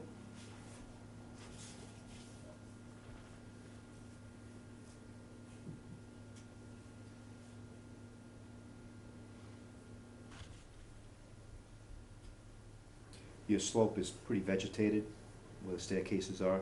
It is, Yeah, so I don't think it's a better option to rest it there. no, to me, it's important that it's right in the middle of that sandy area and not up near the bank or anything, but right Yeah, raised up a little bit. Yeah, it's not gonna hit the bank. right on that defined Mhm. sandy area, right there. So those things are not gonna, By the if they're proposed there, there's seasonal pretty wicked, steps? North wind blowing in there. Yeah, it's And, kind of in those the things middle. aren't gonna get caught by the wind, like you're staggering them up, the top one is not gonna get, No, they're heavy enough that they hold down, but I make a point to tarp them Time down. and tie them down mainly because at my other house, I Became the proud owner of probably 7 or 8 docks over the course of my lifetime there, because they'd all just drifted in and then no one would come and get them. And I'd have This to is pull why- them out of this the is part of the water, reason cut them why we're up and take trying them to- away, so. Yeah. No, Get I, people to believe me, swim. I get it, and, right from the beginning, I hope you would recognize, we've tried to do as much as possible to pull things out of the wetland area and pull the bulkhead in and, do as much as we can to, renaturalize it with just trying to obviously enjoy the property. I guess I would, respectfully ask that if it's possible to keep the dock down there, again, raised and centered, it makes things, I guess, a lot easier, for lack of a better way of putting it. Amy, could the condition say because of the occurrence of the bulkhead? We can we clarify allow, it we allow for the, other future commissions or Right. people looking at it, yeah, just some clarifying language. Well, is that in effect because of the bulkhead, we're granting a variance from that? It sounds like for the freshwater docks, it's not specific, it'd be a variance for saltwater application. I don't really see it as a variance here, because it's not the wetlands resource area. So it's kind of strange. Well, I'm saying the language, so it's, in effect, we're allowing it for that reason. Right. So you don't consider a sandy area a resource area because it's, It's not. Buffer zone, yes. For an inland resource area, it's not. If you were a coastal beach, that's different. But we don't have inland beach. We have inland bank, which is landward of the BVW. We have land under water bodies and BVW here. got it. But again, I think Brad clarified that for me, because I was thinking, all the other beaches on Long Pond, but again, because of the bulkhead, it's gonna prevent erosion from occurring, or whatever, of that sandy stretch. So, It's gonna be maintained as sand, and you won't have things growing in there and things that wanna live there. so I can understand. So, I'm on the fence, but I think it kinda makes sense in this case. It fits with our regs, and we can condition it where it's pretty clear as to why it's happening. And I agree with John, that it's more what other people see is gonna be the issue, I think, than storage of it. Amy will get those calls. Oh, boy. Oh, I think this area is confined by the bulkhead and the stone walls on both sides, which is different than a natural beach, which is directly adjacent to Yeah. the water or to a BVW. And we'll probably have an inspection at some point, and so you can take a look at the placement and, judge if everything's okay. Any other conditions that people think we need to put on this one? Well, we have to wait for Heritage. Right, okay. So, But if there's no other, now would be the time to talk about any other questions you might have. right, So hopefully that's the last thing next time. for myself, that would be the last issue, to have natural heritage, say everything's okay. Any comments from the audience? When do you wanna come back? I guess we have to wait for. We probably just, The next for the next meeting, and, I would think we would have it by then, right? They got 30 days, so it should be the next meeting, Yeah. but we'll have to monitor it between Amy and myself, because we both received the email. So we'll ask for the next meeting, and Okay. then we may have to Hopefully push it yes. out. All right, well, then if there's no further comments, I move that we continue the hearing for 0 Sequotum Road until January 8th, 2020. Second, all those in favor, say aye. Aye. Motion carries, thank you. Thank you. There is a color copy of the other plan around that one of you has that I passed out. Oh, this one. I have it, thank you. Make sure. So the Amy, 8th, here's the green the 8th is becoming busy. You said that about today, when 3 of them dropped off. I know.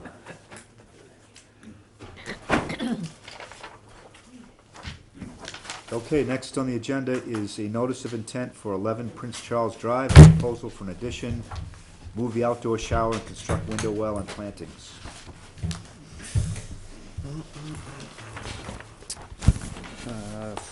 Dan Croto from Moran Engineering, here with Phil Cheney. Phil worked with the owners and with Amy to produce the mitigation plan. Project itself is an addition on the east side of the existing house, a 16 by 11 addition. Construct a basement window well right beside that addition. Move the outdoor shower probably about 10 feet away from the wetland, and then install the mitigation plantings. On the site plan, I give a breakdown of the increase in the addition within the 50 to 100 is a 250 square feet increase, which was the addition and the window well area. The shower, again, it moves away from the wetland. And then doubling that gave us 500, and then Phil Cheney's plan gave us a little over that for mitigation plantings. It's a heavily developed site. I think this is adding the mitigation plantings is a big bonus for the site. The proposed addition will go to dry wells, and on the plan we're showing where the straw wattle, where the silt fence straw wattle line will be and work limit line will be. With that, I'll end our comments and wait for yours. Okay, thank you. Amy, any thoughts on this one for us? Not too many. I mean, the activity is kind of focused towards the outer part of the buffer zone. This area, the whole lot has been open up to, the back of the house to the water has been open for as long as I can trace back.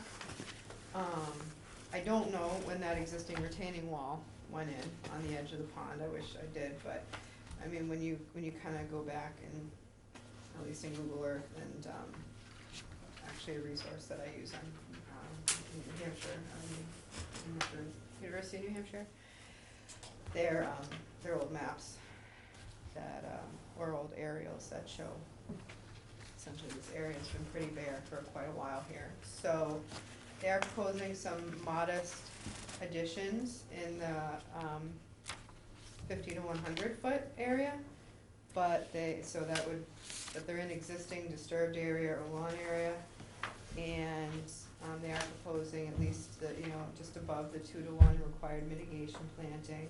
There's an area that kind of juts out a little bit into the water, and it's very low lying. It's just out above what would be BVW, which is above that, so it is upland. But they're proposing 510 square feet of planting area. I did speak with Phil Cheney about the plantings. My mistake, I originally had looked wrong at the azalea. That's not an invasive one. Sorry, Phil. That's all right. But we did both agree that the bearberry should come out from that site. It's not really the best place for bearberry plants. So. Sure, and just so you know, I brought a revised planting plan substituting for the bearberry, which we can use if. Yeah, we'll take that. But no, I would, and then our typical condition. So I'd recommend approval with our conditions, especially pertaining to any chemical treatment within the buffer zone. You shouldn't be fertilizing, treating anything. The geese do a good enough job with the fertilization down there. So I think this will be, I think what they're asking for is minimal. And we actually I do actually like the way that the mitigation is kind of grouped between the maples and the water, instead of, sometimes we ask for like a line straight across. I think this actually just provides a little bit more in the way of potential habitat, as well as it also is not going to, the owners aren't going to be inclined to be maintaining that area, either legally or not legally. I like the selection of plantings. Thanks, Amy. Can we swing it around to you, Jim? Sure.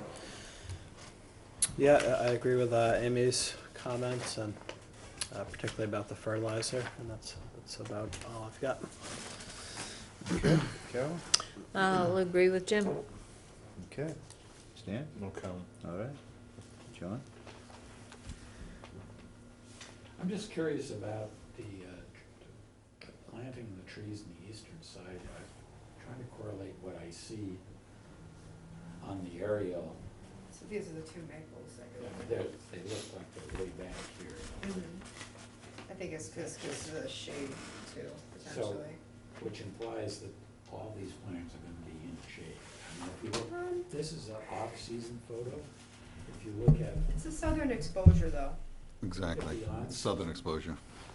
photo, Yeah. And the plants that you picked can tolerate some shade too. Yeah, they're definitely adaptable, is but, yeah, they're on the, really southern. they're on the south side of the trees, and not to, between that and all the reflection off the water, it's no lack of light. so one of those trees, I don't know if it's one on this property, but one of the, I don't go up and look closely, but it Yeah, looked that's- like it was in really bad shape. Well, I was just informed today by the owner that the maple on the next property over has fallen over and is uprooted. All right. So, I mean, technically it's within a 100-foot buffer, just let us know how they're gonna Yeah. handle it. Chat. My understanding from the owner is that it's not really on their property.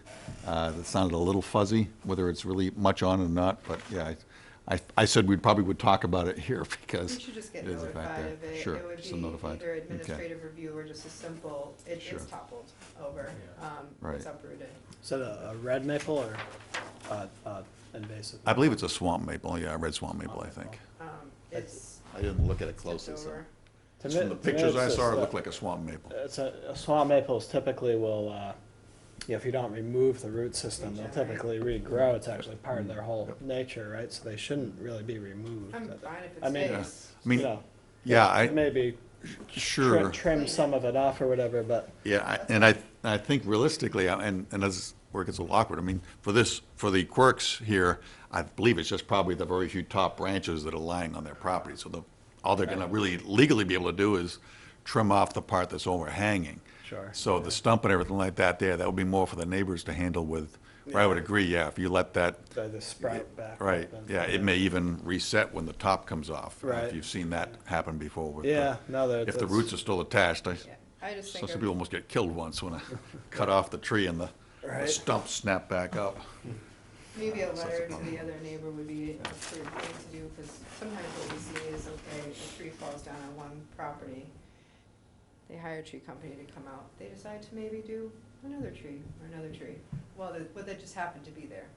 So maybe just a quick letter to that neighbor, I'm happy to do that. Sure. I mean, maybe it's overkill, but Right. Mhm. I've worked with the neighbor two houses down, but I haven't worked with that next door neighbor before, so. Is there any problem if they're trimming the branches that are maybe overhanging their property that are where the mitigation plantings may be going? I don't see any Yeah, problem with that. okay. Okay. No comments? Let's see. Have you run the concept by the proponents about no chemical treatments to the lawn? I mentioned that issue to them, and they said they don't treat it as it is, so I don't think there's a problem. Okay, no big departure. Yep, right. And how long before you think the planting section will be maintenance-free? Would it be a couple of years, or? Yeah, there, with the plants involved there, I think, yeah, a couple of years would be plenty. I mean, they say water shouldn't be an issue. Right. No heavy requirements or anything we've got there. Good. So I'm guessing they have irrigation there now, based on that it's a beautiful lawn. Yeah, yeah, I'm not sure. I think that's possible, yes. But when I talked to them about the issue there, they said like, wow, yeah, we do. We don't fertilize it, so, yeah, it may be the geese. Okay, I saw the heads, they have irrigation. but there's really no place to expand that irrigation, actually. No, I mean, and this would only need, if it's not already within this area where the mitigation is, I don't know, but along the retaining wall, I saw a head or two. I mean, we could condition the temporary above-ground irrigation for the plantings, for the planting area, if needed. I just remember how it came up on one of our certificates recently that seems like the 3 growing seasons should be the minimum for I'm the, gonna start putting 2 years, which is Yeah. how the commission, instead of 2 growing seasons or 3 growing seasons, because there's 2 in the year, not everybody understands that. And yeah, I'm just gonna say 2 years, yeah. I think that's better. make it clear. Okay. Would someone like to make a motion?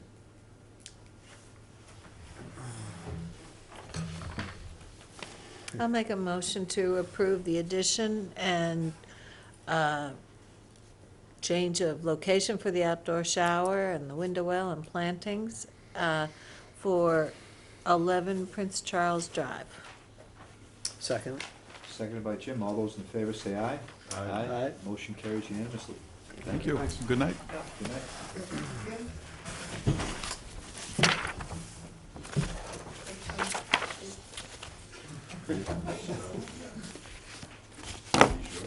Yes.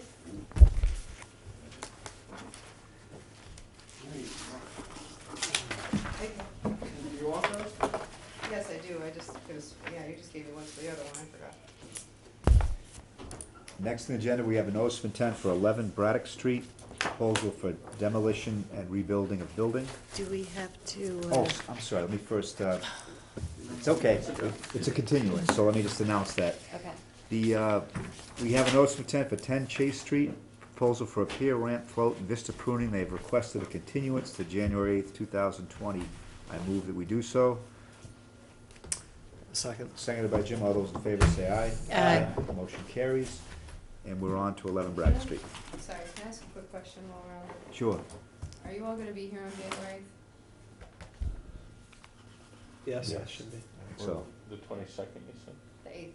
Oh, the 8th, yeah, I'll be. Okay. Just wanted ahead of time, because we took 8 new filings in today for the 8th. oh boy.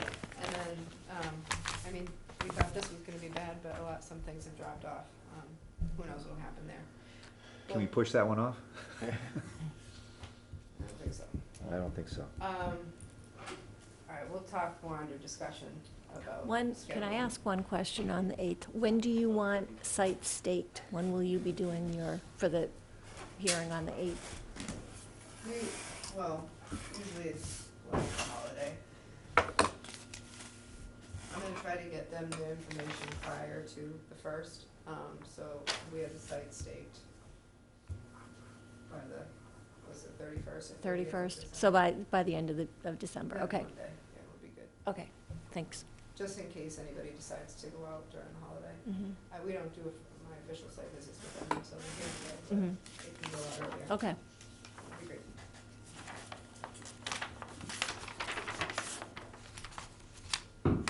Okay, we ready?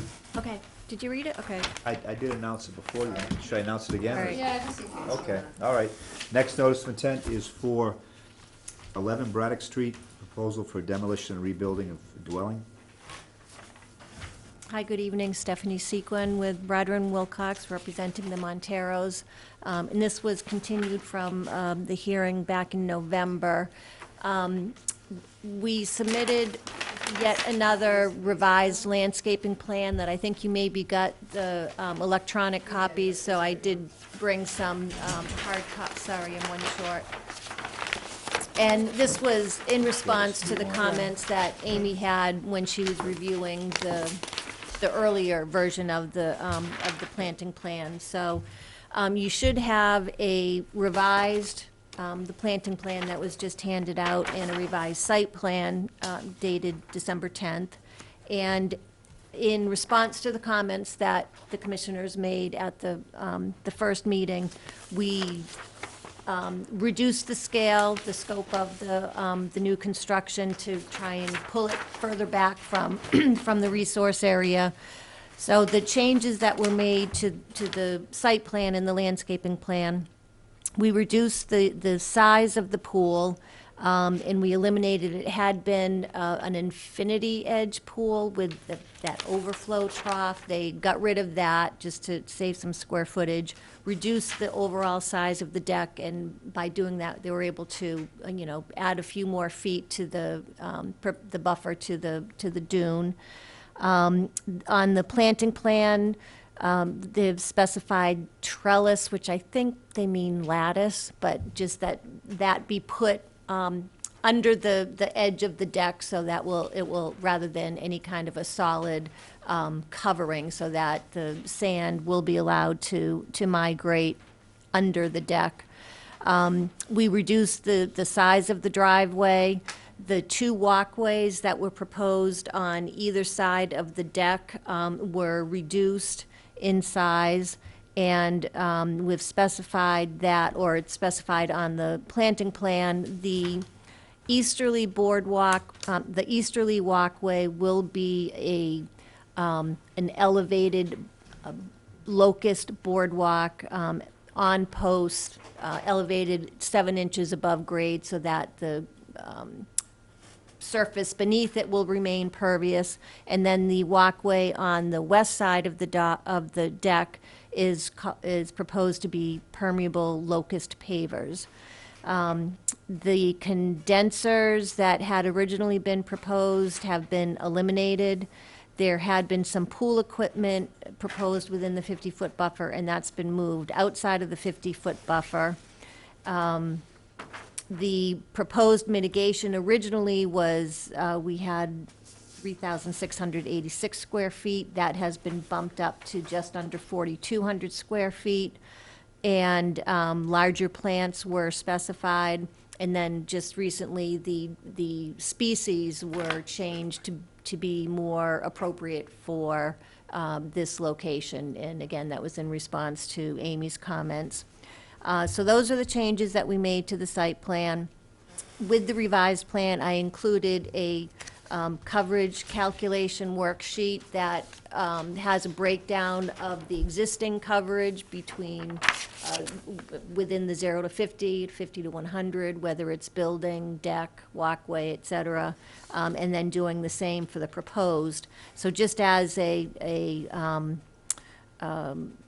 summary of what the coverages are, we're taking within the 0 to 50-foot buffer, going from existing 3,589 square feet to proposed 3,279 square feet. We're reducing the coverage within the 0 to 50 by 310 square feet.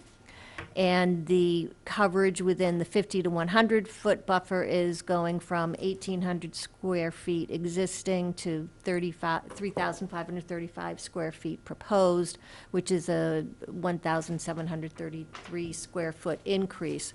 So the net increase within your jurisdiction is 1,423 square feet, which at, and that's within the 50 to 100, so at a 2-to-1 ratio would require, or does require 2,846 square feet of mitigation. And on the latest landscaping plan, there's just under 4,200 square feet of mitigation proposed, so we're well over the 2-to-1 ratio there.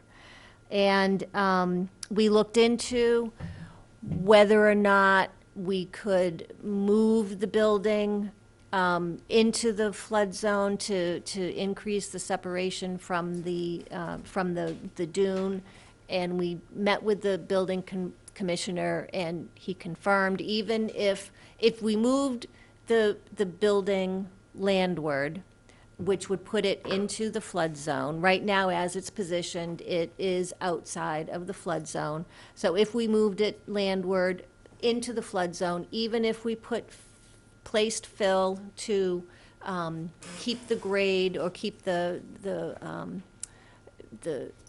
even if we placed fill to get it out of the flood zone when we were done, it would still require compliance with the building code requirements for flood-resistant construction, which means we could not have a full basement, we could not have finished space or I guess we could have a basement, but we couldn't have any finished space, and most importantly, no mechanical equipment could be in the basement. Right now, it's a 2-story building with a full basement, attached garage, and that's what the homeowner wants to be able to maintain with the new construction. So if it were to move back and be constructed within the existing flood zone boundary, it would eliminate any mechanicals in the basement.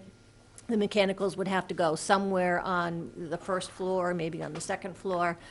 But that would, as a result, increase the footprint of what's being proposed, and then that would therefore require additional mitigation, and it just wasn't feasible. So that's why we've left the building location and instead just reduce the footprint to get it further from the resource area and reducing the coverage within the 0 to 50. So that's what we've done, and I'd be happy to hopefully answer any questions. Kimberly Mercurio was going to, who the landscape architect, was off Cape and with the forecast just wasn't able to attend tonight, so. Okay, well, thank you for your summary. And Amy, anything to pass on to us? Couple things. I think they really listened to the comments that the commission had last time and reduced in areas, and especially in the 0 to 50, actually have a reduction now. The previous structure was about 2 feet farther away from the edge of dune, which was really at pretty much the edge of structure anyways. Was the edge of the dune. It was only about 2 feet back. Just by measuring it out, it is about 6 feet back from what is currently on the site at the closest point. And so it's small, but it is an improvement. And I think the invasive plant removal adds a nice aspect to this. Because you are so far over with your mitigation, I know sometimes the commission doesn't view invasive removal and replanting solely as complete mitigation, but I would say because you're almost at a 4 to 1, between a 3 to 1 and a 4 to 1 with your mitigation, you're not just removing invasives and replanting, but you're actually getting rid of some lawn area and putting in more native plantings, and particularly trees, back into this area. I had a couple of, I agree that it's best to keep the building where it is and not move it back into the floodplain. I mean, you've reduced in the 0 to 50, so that's a good thing. I have a couple of quick things that I didn't see when I was emailing Kim, and hopefully that they're very small, minor details, but it just comes down to what works best on this site. So in the area that is between like the pool area and the dune, in addition to the beach plum and bayberry, I think that's supposed to be there, I would recommend that you kind of intersperse some American beach grass plugs into there that dune's gonna wanna move, or the sand's gonna wanna move, so I would just recommend putting beach grass in there as well. And then just north of that area, it says FR, which is the red fescue. I would recommend just American beach grass instead of the, this is just north of the plunge, west of the plunge pool. But on your plan, it's on the top of it.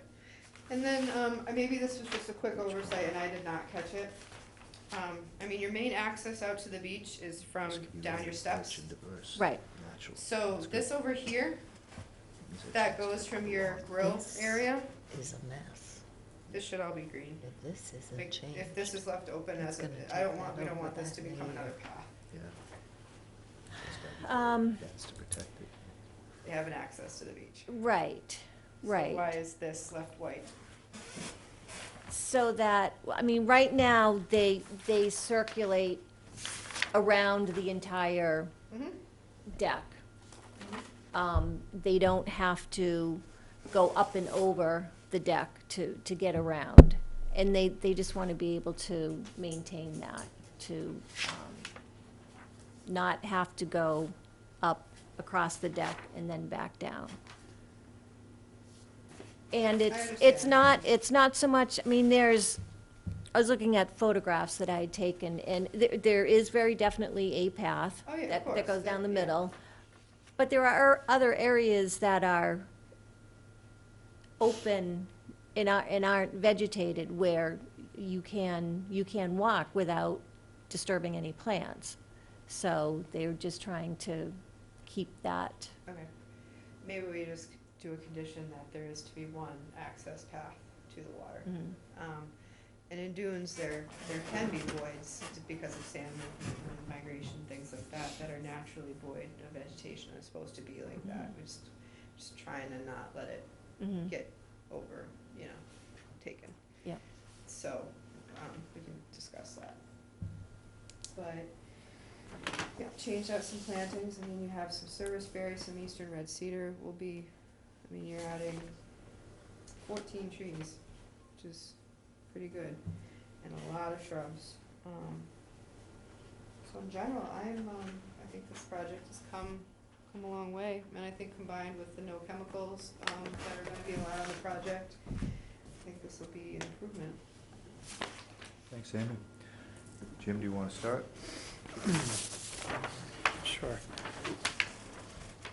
On the areas that are to still be lawn, which appears to be around the bocce court and landward of the driveway, what's the this proposed seed mix for that?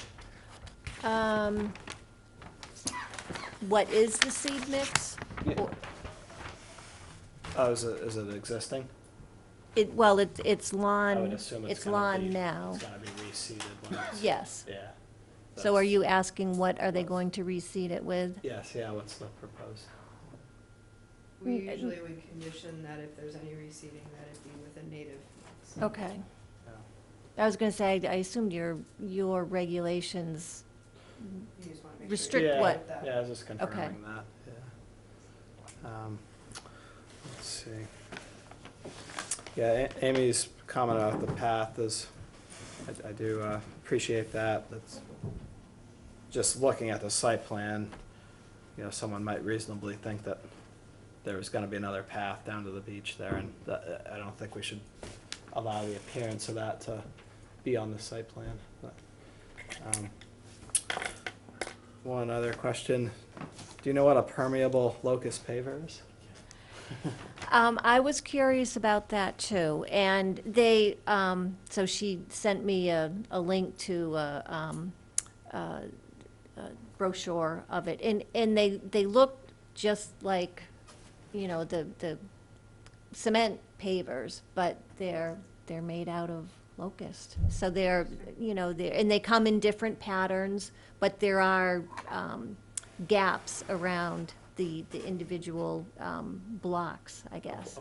Of locust. Right. Wood, yeah, never seen that before. All right, that's all I've got. This project is supposed to be certified LED, right? Right. LED. The house, just curious. LEED, yeah, LEED certified. yeah. That's a very durable wood. Yes.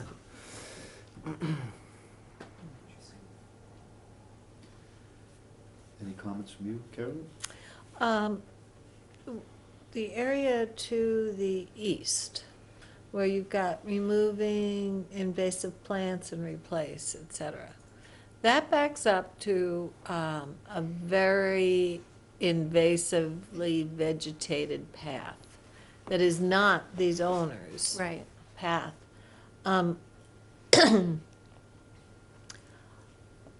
That leads me to a question. This property line, does this property line abut the other property, the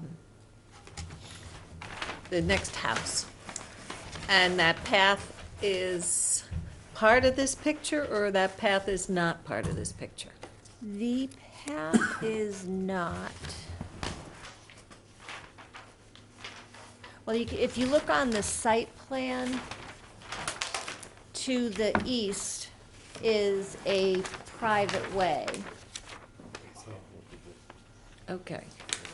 Okay, so And that, we do actually show further down, I don't know why we didn't locate it. We do show the abutting path further down on the site. okay. Okay, so this private path is terribly invasive. Now, when you put in these new plants, what's gonna prevent the mature invasives from eating them? I think it'll just take some continued maintenance to keep the invasives from taking over. Should that be required? Typically with an invasive removal plan of this, it's a fairly large area, fairly It is a large thick area. invasion that you've got going on there, we would typically require a monitoring report, Okay. which we would condition, either probably on an annual basis. I was a little confused on some of your figures, but I think I'll have to take your word for it. I couldn't justify the proposed in the 0 to 50, the 605, and the 462, the decks, steps, patio, walkways. I was having a little bit of a hard time coordinating that with these seeing where- numbers. But are you counting the 237 and the pavers in, how much square footage are you counting for the pavers? The entire, well, the 237 is the locust pavers. And So that would be included in the walkways, in the 462. So we've included the 237 and the 192. Which comes up to 429. And there's a 33 between the boardwalk and the porch. Okay. Hopefully that adds up to 462. Yeah, that's close enough. Okay. Okay, and then the decks, steps, and RS is, Rinse station. pardon me? Rinse station. Rinse station, okay. Okay, I'm sure you've got them good, correct. I don't have any other comments. Stan? And I'm glad you asked, because I made my drafts person go make several changes, because I added them up and they didn't add up, so we went back and double-checked, and so I am glad that you triple-checked after we you. spent that time on it. Thank you. No questions? John? Yeah, so I'm a little unclear about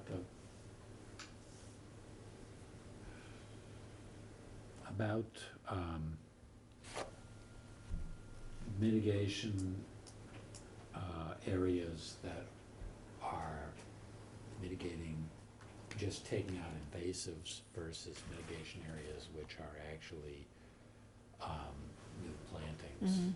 And do you have those numbers? Did you already state those and I missed it? Like, I mean,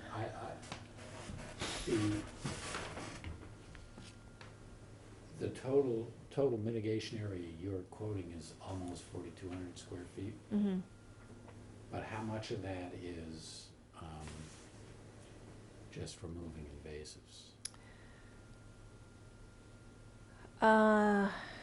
Well, on the planting plan, Yeah. in that invasive removal area, Which is just on the whole east side? with on the east side, right. triangle hatch, It has the, that yep, whole- it has the triangle hatch. And that whole thing is part of the 4,200 square feet? Half of it. Half of it is added into the other pure mitigation plantings to come up with the 4,200. Okay, so So she took the total area of, that total hatched area and took half of it You're and, saying put that it toward the that 4,200. area is hatched differently from the other areas where you're planting. Yes, So, and you're saying, and it's labeled here as 1,450 square feet. Is that the total area? And you're saying she took half of that, and half of that is part of it? I don't honestly know whether 1,450 is the total or if that's half, but the 4197 includes half of that hatched area, not the entire area. And another sort of side question is, will red fescue even grow in sand?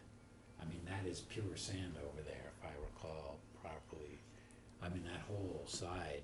Rising Is not- fescues are pretty drought tolerant, but I mean, not like, that's why I'm recommending Right. it just be American beach grass in that area. I don't think you're gonna get any type of lawn Mm. there. nor probably should it be that close to the dune. So, Right, if they wanted to grow faster than that, they probably have to put some topsoil. back yeah, there, I which is recommend not just the desirable. lawn should be over there, and, that area that says FR for red fescue should just be American beach grass. So, but then all these other areas where there's planting, is there topsoil to be added on top of the sand? Cause like in front of the deck, on the south side of the deck, there's nothing there right now other than sand. So, Mhm. so I mean, is this- I guess you'd have to enrich the sand with something so that the Typically shrubs just would in the, grow. sometimes actually in the hole that they dig, planting people in the alley. But, sorry, set. But you can, put in some compost or suitable soil just immediately in the hole and around the plantings. I mean, things like beach plum and bayberry, they just need a little help, a little bit of water, a little bit of help at the very beginning. So you shouldn't need to add topsoil really in the 50. You may need to add a little bit more for other areas, but not much. Excuse me, Amy, I thought you just asked for beach grass earlier in that little strip. I did, beach grass here, right in where it says FR, but I said, here is, they already have proposed the, bayberry and sweet fern and everything else in there. Are any of those ornamentals, they really, No. okay. No, everything that's on this list is on your native plant list. Well, I mean, habitat producing plants that would be there naturally, I guess, Yes. all those would And be. that's why I switched some of the things that were originally proposed, is because some of the things that were put there were plants that you might find near a pond. And not knocking at Kim at all by saying that, believe me, I just, looked at making sure that these plants would grow Mhm. in this location. It's an important point. I was thinking of that earlier, that we don't want to create a barrier for the dune. This is supposed to be the dune intermixing into, the bank plant. So it's a condition to not have a blanket of topsoil is probably appropriate. Sure. Up until a certain point, whether it be the 50-foot buffer. Does that seem to make sense? Or? It kind of wraps around because the dune comes in a little bit, but Is there's this, no, is this curve here, the 50 go back foot? to your site plan, it's easier to see. The 50-foot line is also on the planting plan. It's Yeah, that's a fainter. good part of what's being planted is inside the 50. Because that's the habitat's a dune, a mixed dune and shrubland habitat, so Right. it shouldn't be given 6 inches of topsoil or anything. That would essentially create a barrier. Mhm. Say at the 50 foot, I suppose. I think that's easiest. Yeah.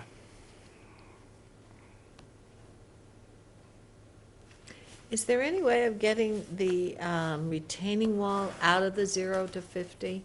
To have it end before the 0 to 50? We weren't quite sure why it needed a retaining wall to begin with when we did our site visit. It's up here. Oh, that. Where, I'm not seeing the retaining wall. It's number 24 on this It's on the map. west side of the property, Oh. Stephanie, where the pool, behind the pool equipment. And it's body 24 floor, feet. And it extends into. Oh. And it's 24 feet. They had given us an answer to that last time, the landscaper, and it was that The- all these existing trees are slightly lower than the Yeah. proposed grade. There's almost like a little embankment on the westerly property line. So the wall is so that can be leveled off without changing the grade at the property line.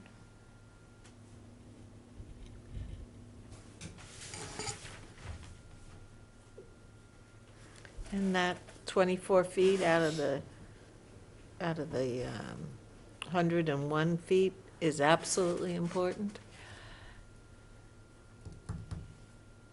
We can look at that, to see if it can be shortened up. And is that where the pool equipment was before? And maybe, and I would have to look at the old, maybe that's why the wall went that far, because, It does seem like it could be shortened reasonably, though.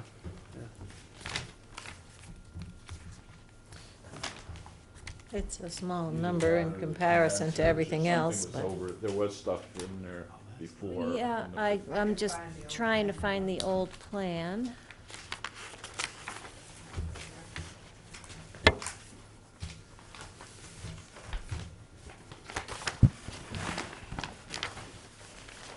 Yeah, so that, on the original plan, the pool equipment and the condensers were at the seaward end of the wall. So now that that equipment is gone, I would think that we could eliminate that.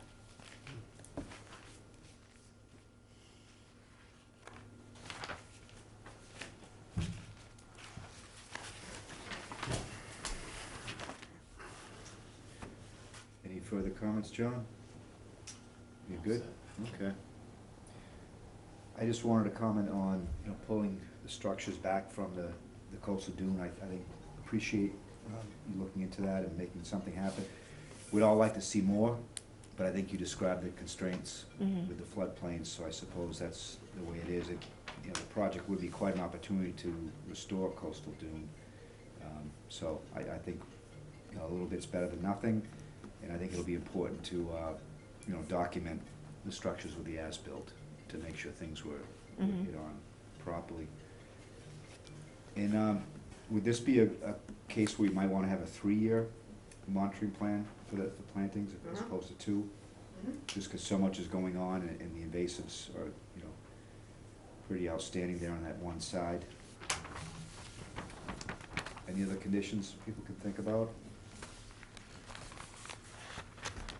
Just one other comment, that the area marked as invasive removal here is hardly the only place where there are invasives on the site, so on the western side, there's a lot of bittersweet, which are very, very obvious right now because it all has berries on it. And hopefully they're planning on removing them. I mean, should we be conditioning this to make sure? You can condition that it can be allowed, yes, Okay. and encouraged on that side. I mean, a primary goal should be having mitigation that produces, really improvements in the habitat. So, I mean, here we're allowing some invasive plant removal to qualify as mitigation. And so would that be what would that be, just something additional? Just a blanket condition on the property to remove all the bittersweet. Yeah, right. That's There's probably reasonable. Bittersweet, honeysuckle, They Russian likely would want to anyway, so. They'll kill their nice new plants they're Yeah. putting in All right, I know, when you're putting the money into the new plans. for invasive removal on the property. Yeah. Okay. If there's no further thoughts, then we can entertain a motion. I'll move to approve consent for 11 Braddock Street with conditions as discussed. Okay. Second. Seconded by Jim. All those in favor say aye. Aye. Motion passes unanimously. Thank you. Okay, thank you very much. Yeah. Thanks, you too. Yeah, happy holidays, everybody. Same to you, thank you. See you in Janice. I'll be rested for you January 8th. Oh, boy. It'll be a long night. I don't know if I'll be. Chairman, can we skip over to an update for the witch here, since we have people here? Sure.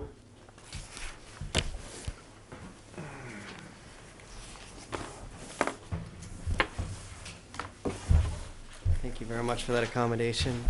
for the record. Seth Wilkinson Ecological Design, as well as. Bill Gancher, Richmond Harbor.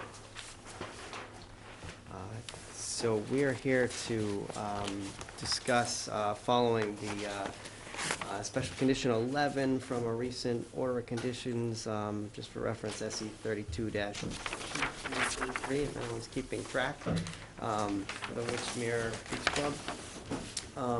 And I'd like to hand around, because of filing, the timing of filings, you, I presume Amy's the only one who's seen it, but you've received one of your 8 hearings for the 8th is a subsequent filing from Witchmere, which we alluded to, but was frankly still under design when we had to submit this last week. So we estimated the amount of additional turf, or I'm sorry, existing turf, which is being removed as, or proposed to be removed as part of that filing, replaced with artificial turf, which obviously doesn't require any watering or any chemical or nutrient inputs. So we had, last week, our best guess at that was 21,000 square feet on the document you received. You'll see in the cloud diagram here, that has gone up to 25,600, so it's going in the right direction. Again, that'll be part of another filing, but it was hard to have this discussion without having that information, so that's just information for this project. The other way in which we're trying to comply with that condition is that we've convinced the Witchmere Beach Club to essentially convert their most precious and highly visible lawn, literally the lawn that's referred to the wedding lawn, because that's where folks get married and get all their pictures taken. It's also the turf on the Witchmere Beach Club property, which is closest to the water. So we sort of targeted that as the most important to resolve first, as we do anticipate this being an ongoing project.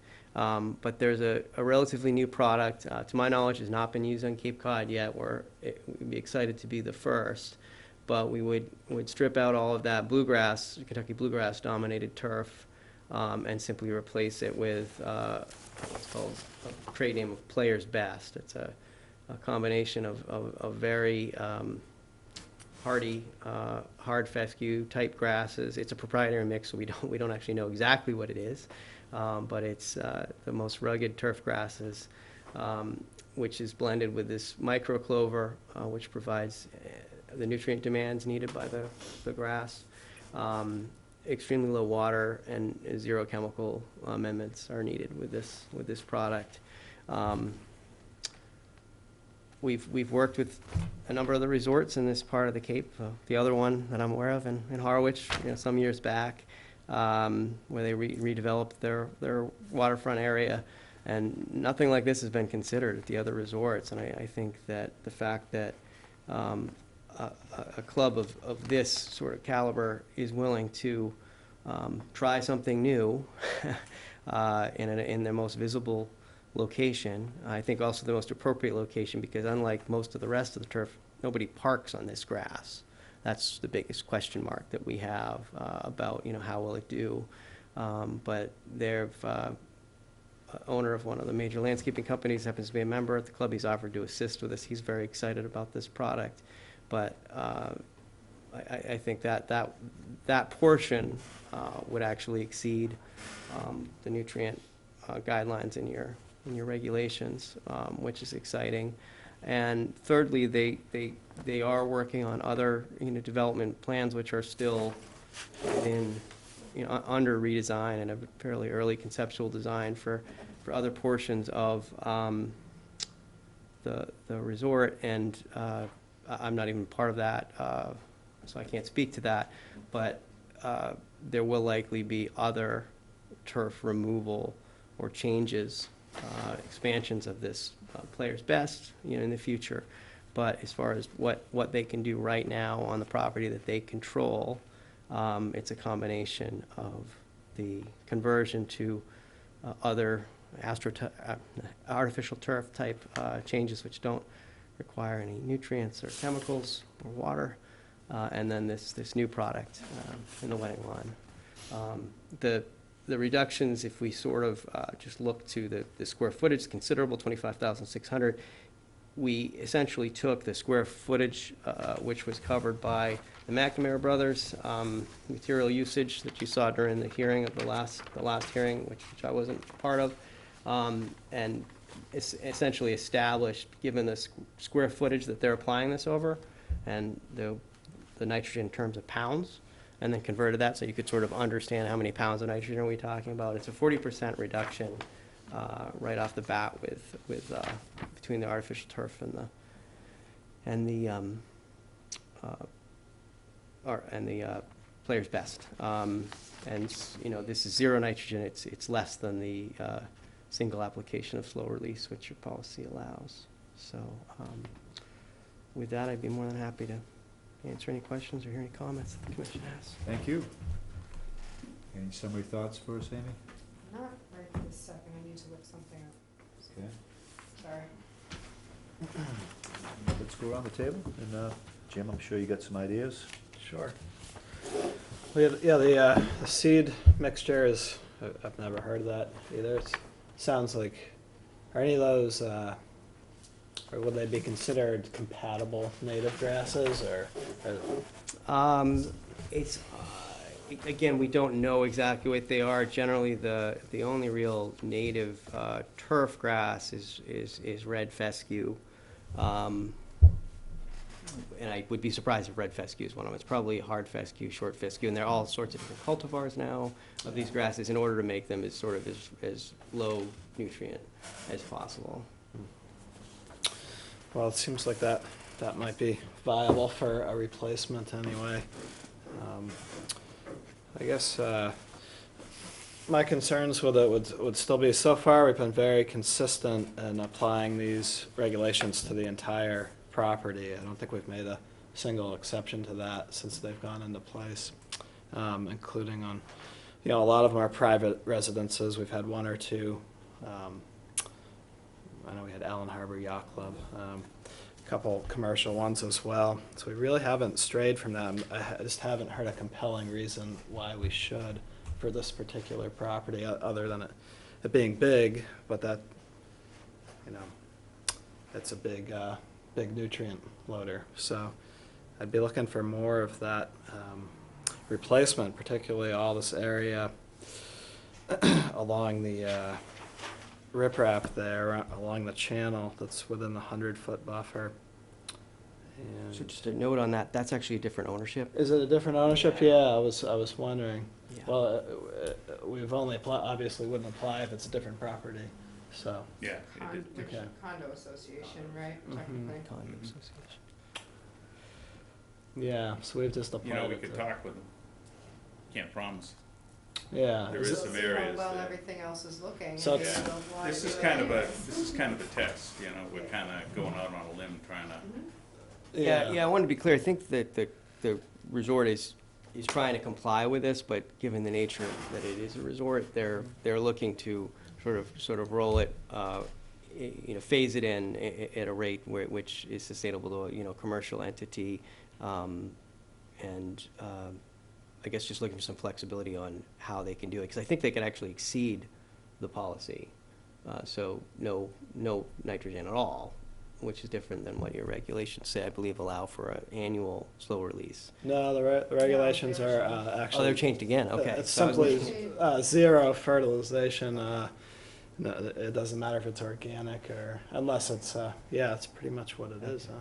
It does still say it may be allowed by the commission, but that's gonna be upon application. But Okay. everything in lawns has completely changed as of October of last year. Okay, I thought that's what I was looking at. But I'm happy to resend anything to you, but we don't talk about organics anymore. It wasn't organics, it was slow release. I thought there was a, There's a sentence on natural slow release fertility material may be required, it actually should be, but where possible, but it has to be by the commission. okay. That's the only sentence that's still in there, and actually that's probably gonna get stricken. but we had a much larger section on lawn care that got taken out. I remember that, yeah. So the various condos there, that's a different property? Different, yeah. It's condominiums, so ownership's a little different, but it's definitely a different ownership. Mhm. We don't control it, we can ask, but it's essentially the neighbor's property. Sure, well then it wouldn't apply if it's a different property, but if it's the same property for some reason, then it would. I think it would apply, so. I think if this product performs like we hope it does, I don't think they'd be opposed to changing that turf if we paid for the. Can I ask a quick question while we're on the ownership thing? Just because I have you here, Bill, and you'll know the answer. So each of these condos here, I mean, is this all the green space, is that common ownership? Or like, I know for this owner here, they act The on the. fenced-in areas, yeah. They actually own, like this condo right here owns this particular green space? Yeah, and the end one, yeah, the end units own Okay. a spot. Just out of curiosity. Yeah, like the other going units forward. have a small area in the back, but most of that is paved, is a pavers with, Yeah. with grass, yeah. And there is some artificial turf too, right Still, along. yes. Yeah, so if those property owners, which at times they come back to the Conservation Commission for, we can discuss that, or hopefully as they see this going well, they'll wanna do it themselves. And then, then we have this large area that's proposed for, is that essentially a plastic artificial turf? Essentially? Correct, yeah. Yeah. Well, doesn't seem like it's necessarily, I always like to be cautious to not, in the bigger picture, just do something more harmful than what's Right. already being done. So I don't know how I feel about the huge amount of plastic turf, but. So just to be clear, it's not all going to be sorry, I always want to call it Be broken AstroTurf. up with Yeah. The new plan. Pavers. We're just sort of trying to get, the filing that you probably haven't seen yet articulates exactly that. We were just trying to quantify it in square footage so you could do sort of an apples-to-apples comparison. Right. But didn't want you to think you're gonna see a big L-shaped artificial Yeah, turf. that won't. That's the existing lawn, which is going away as part of the filing you just received. I haven't even glanced. Yeah. Did you All right, get- well, did you get the- I'll leave my comments at that anyway. Carol? I'm going to abstain. That's right, yep. Stan? No? John? So, one thing I'm curious about lawns that include clover. So I do some of this myself, and there's a lot of, I don't know what micro clover means exactly, because I can see a lot of clover, which is fine by me, but what I'm curious about is, it helps the lawn grow because it fixes nitrogen, so why is that better than applying organic nitrogen fertilizer? Good question. It's something that happens in most legumes.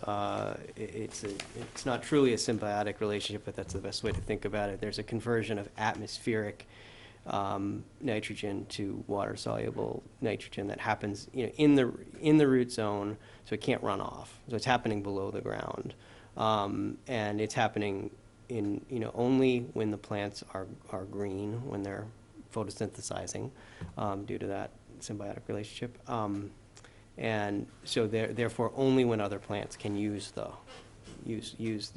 nitrogen, and it's also in extremely low amounts.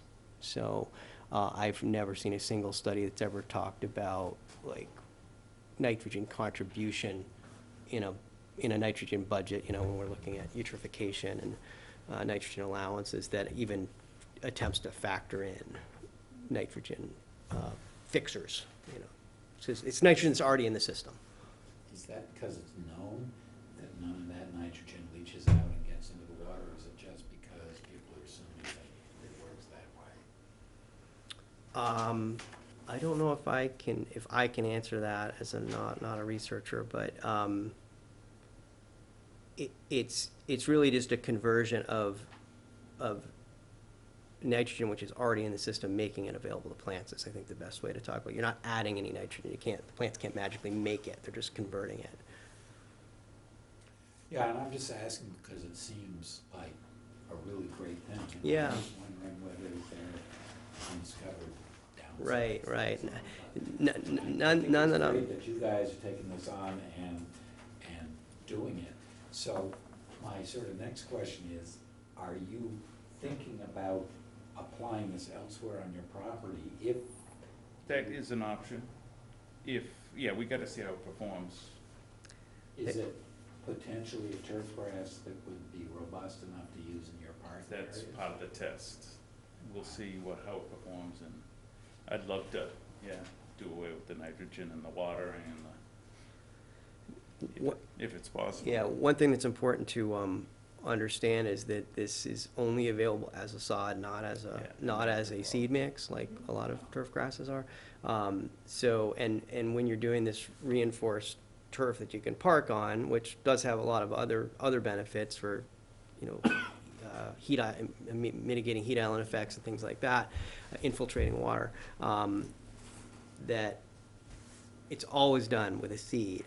But we've already been brainstorming about ways to essentially, if you think about giving the season a reverse cookie cutter, you'd essentially have to put a consistent roll over the sod and basically push that down over the reinforcing materials. There's a grid. Normally you seed into the Structure grid, of and the turf grows out of it, but because it's a proprietary product, it's not available as a seed. They're not gonna make it available as a seed because they can make more money selling sod.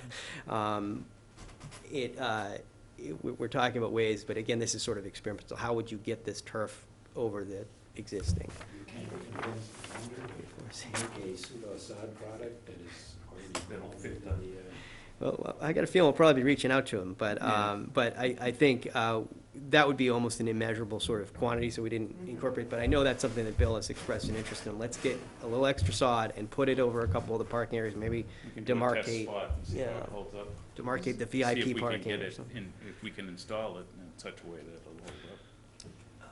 So I have one other question, which is along the lines of what Jim brought up, which is the artificial turf, which is plastic.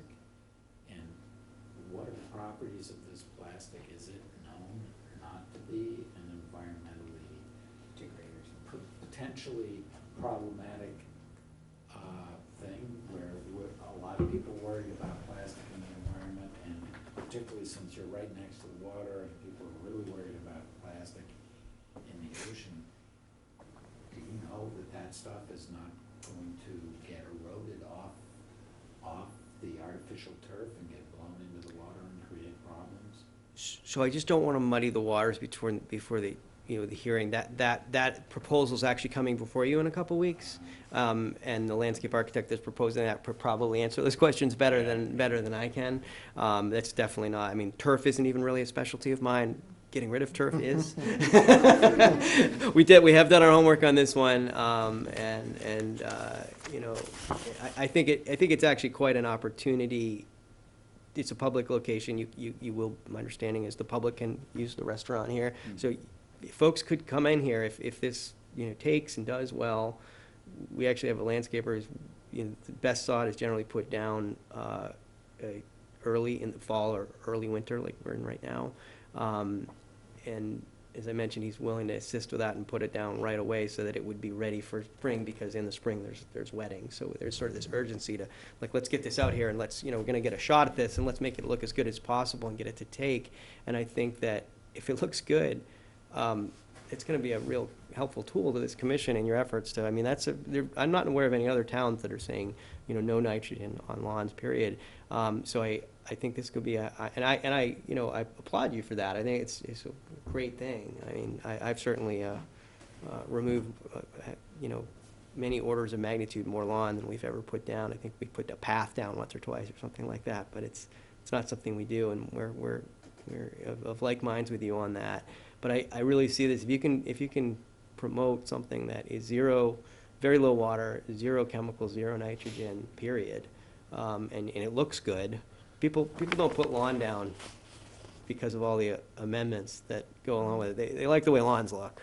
And if you've got a product that doesn't require any of those amendments that will meet their aesthetic, I think your goal gets a lot more attainable.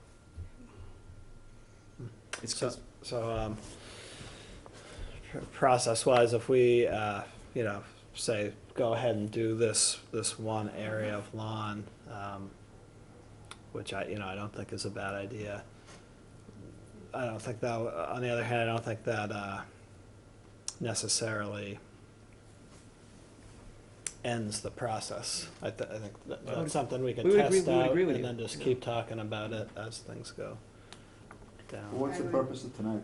Because they're coming It's back really, in it 2 is an weeks. update, but it is, so it's under discussion and possible vote. So you can vote to allow them to move forward. As you said, it's early winter right now.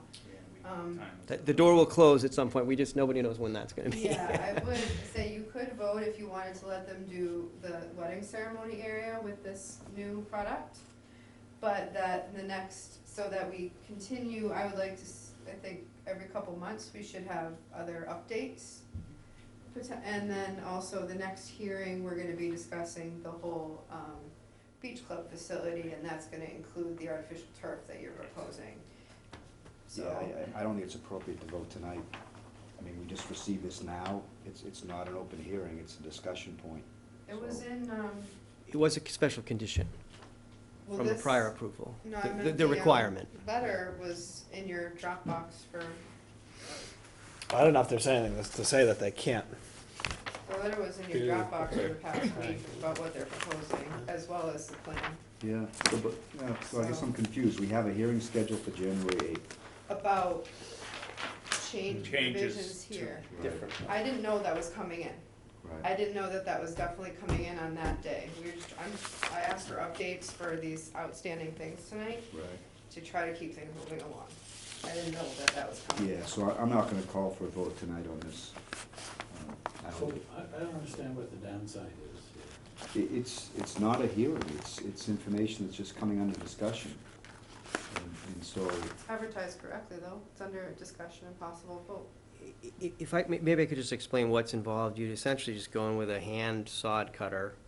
We're not proposing to expand or change. This is, I think the commission could consider this, a maintenance, type thing. You're literally taking one type of sod, rolling it, throwing it away and rolling out a different type of sod. There's no grading, there's no soil disturbances, it's a pretty, minimal activity. And I think, we normally wouldn't be, have the urgency, it's just, we can't control the weather, and we're, the door is probably gonna close in the next 2 to 3 weeks for when we can put the sod down. Amy, can I say something even if I don't vote? If Yes. you have a financial interest in this, you shouldn't, Say anything. you should not say anything. Sorry. Can I ask a question? So do they need permission to make that change of the? Technically, graph? yes, because the order of conditions said that they were to come and report to us and come up with a plan. The order of conditions read that they were to come up with a plan to minimize or, approvably by the commission, minimize or eliminate the chemical use. Thank you. Oh, that right there.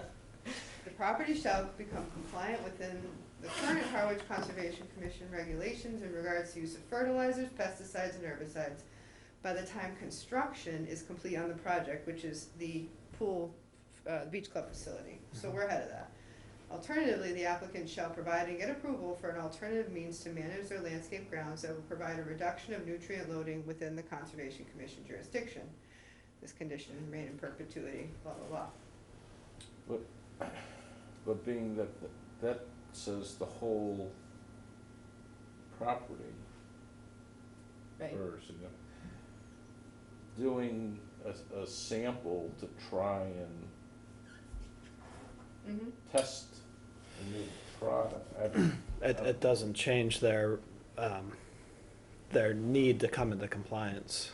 Right. Right, This will but just be they're a trying to first test a new first step, product to yeah. see, help them to try and come in. Right, that's, We're looking at this as sort of partners with you. This is the first step we'd like to try on the It's a sort test. of trajectory to It's a test. come You into don't know compliance. if it's gonna with work it. or not. Right. We wanna make sure before we go too far. and this time of year is the best time of year to put down sod. Well, About a month ago, probably would have been even better. would've been but, better, but this is we far still- better There is than, still a window. yeah. This is far better than April, just because then there'll be people all over it for weddings as soon as the weather gets nice in May, and it does need some time to put down roots and get established, and maybe, I mean, probably not for all types of sod, this is not the perfect time to do it, but you're saying for this, based on your research for this one, this is okay? Yeah, and speaking to a very experienced owner of a very large landscaping company Mhm. who's a member here, he said, Seth, if the sod doesn't crack as you're unrolling it, that will do much better than anything we put down in the spring. You know, fall and early winter installations always do better, but at some point, you know what happens. It gets colder and you can't even get it delivered. So back to my question, I mean, they're trying something that may or may not work, and they're not proposing it at this point to do it for the whole property, which is what the condition It says. says by the completion of the beach club. By the completion of this Right. other project. Right. So it hasn't even begun. I kind of, I mean, I'm not trying to advocate necessarily, but I kind of see their point in wanting to try a smaller Okay. area first before Well, committing to an That's what I'm Yeah, okay. saying. Do Yeah. they need our permission to do that I test? would say yes. It's in the buffer I would, zone. and I would also Yeah. say, it says that that you're gonna allow it, or Okay. it says that you should get permission to do these Okay, well, that alternative was my question. means, yeah. Yeah. Personally, In the, I don't see why we would object. I don't object to this at all. right, in the future, I would really rather have these things held under a hearing for the notice of intent and reviewed properly. You know, we're all really busy, we have a stacked agenda, and so I did the best I could to review things. I didn't look at this. I don't think I received this till now, I guess we had a letter before. I really don't think things should go this way. If you folks wanna vote on this one piece, recognizing everything else is off the table until the hearing is, Right. it's an advertised open hearing, but I'd rather not go this route in the future. I mean, can I ask a question just procedurally? Mhm. How do you, with these updates that you're requiring to get from everybody, how do you wanna proceed with them? Because oftentimes we close a hearing, this isn't an open hearing anymore, we issued an order of conditions, there's no open hearing for this, there's gonna be a new one. So how procedurally can we So- want updates, but then you say they have to be open hearings, I mean, this was advertised, this was So on the hearing's closed, and so what's gonna happen next on the a 8th? new one. It's a new separate thing, filing. right? For the new plan? Right, so here's a piece of the plan that we're chipping off.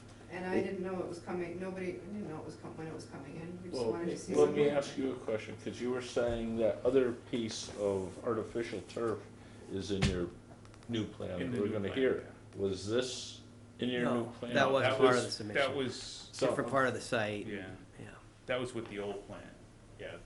This is their attempt to comply with an order of conditions that has already been issued. So, But we're calling for a plan, right? So this is a piece of that plan, right?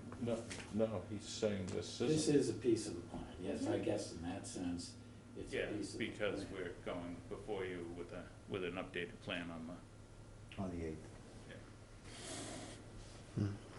So, But you just said it wasn't being part of that updated plan.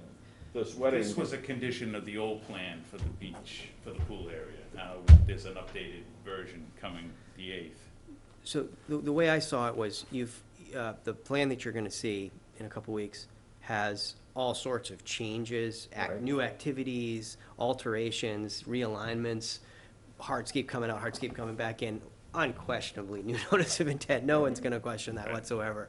The reason we felt this, in many respects, I think you could look at this as if plants died and they needed to be replaced in the same exact location, same quantities, maybe a slightly different species. That's kind of what way we're looking at it. This turf isn't dead, I'm not trying to say that, but we're replacing exactly what's there with something that's just better in its same exact footprint. We're really not proposing to change anything, which is why we felt it could be done in compliance with a legally issued condition. That was where it came down to. And I think going forward, it's very clear how we should, it sounds like quarterly updates, and I think the next thing could be an amendment to an order or a new order, depends on how they, end up How addressing you this. look at the next. Yeah, post. I would think that if you're just gonna sort of change all the remaining turf to this no nitrogen turf, and maybe an amendment would be appropriate, because you're not really, it's a minor change, Well, but. yeah, are we looking for a response to our request to have an appropriate reduction or go back to our present conditions, right? No fertilization whatsoever. I thought that's the way it was written. We would ask them to produce a plan that satisfied the reduction, or we would fall back to having no fertilization. I thought that was the intent. And we are trying to get there, we just anticipate that taking a number of months to get. I think we could kind of look at this as one step towards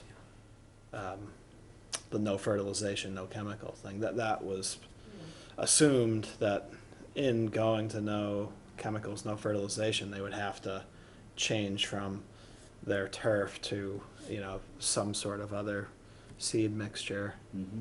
And this is one part of that, and it seems like they could just do it all, because It might or might not work, that's though. what the order is.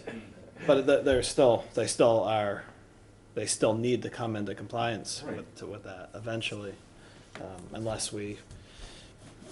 That's what I expected, to have a proposal that said, okay, here's what we're gonna do to come into compliance, or here's what we're gonna do to meet a reduction that we feel is feasible and suitable.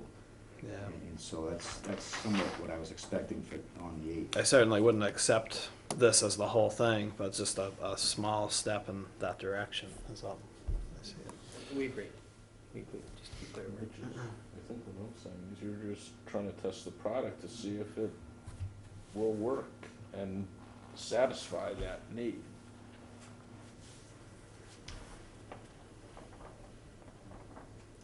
So we would just be voting on what? Yeah, do we really need to vote? Could you What would it be? could we just kind of, could Amy just Sense administratively? of the meeting, maybe, in It's the a- minutes? I It's a can, discussion but I item. still, again, I don't wanna be put on the hook if, No. that you, yeah, I mean, if there's a sense of the commission that you're gonna allow the conversion of this wedding lawn to this, what's the name of the product? Players best. Players Best, then that's fine. Just that with me. as kind of a trial As a in trial. the scope of this much larger thing to come into compliance with the order of conditions. I would support that. I would, foresee me doing it administratively. So, again, for process, what are we voting on? Are we You voting don't on? have to vote necessarily. You Yeah, You can if you want, but you don't have to, but, I mean, Yeah, I want a sense of the commission that you're allowing me to allow them to do this, and, 6 months down the road, you're not gonna say, well, that's not what we Well, said. let me ask you one question, because again, like what I've been saying, this is a trial. Yep. If that trial doesn't work, Try something else. then you're gonna try something else in that Yes. area, Yes. and something else, So- so that's what you're trying to do, you're trying to get something to work in that very small area. So I think essentially in 6 months, we would expect to be back before you with another discussion, say, hey, here's what we're thinking. And then we would put the next phase into action.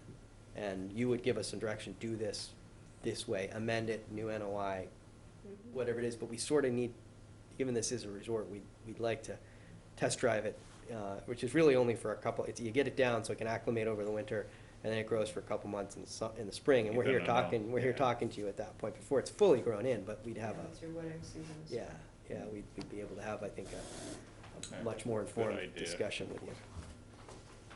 all right, so this action would be supported under the existing order.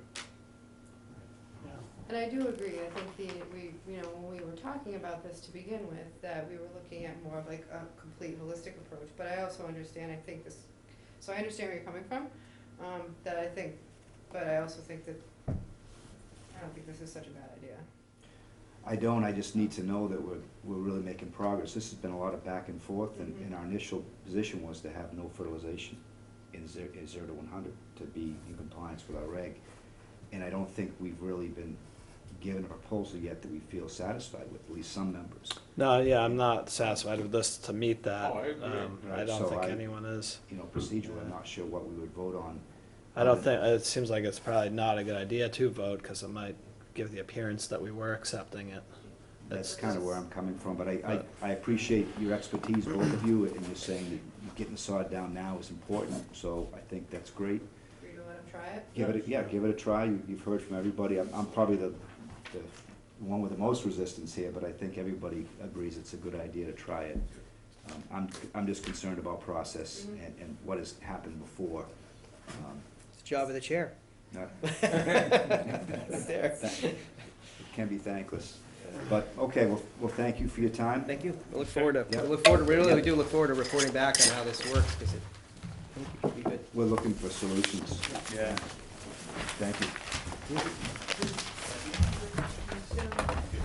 What happened about this They're part? both chocolate chip, one has nuts and one doesn't. They said they were gonna talk about it at the next hearing. Okay, so They'll they're ask not, for the plastic one. I don't like that. Yeah, that's Allergic right. reaction in town hall. that's, Yeah, we can't be, pave it over with plastic.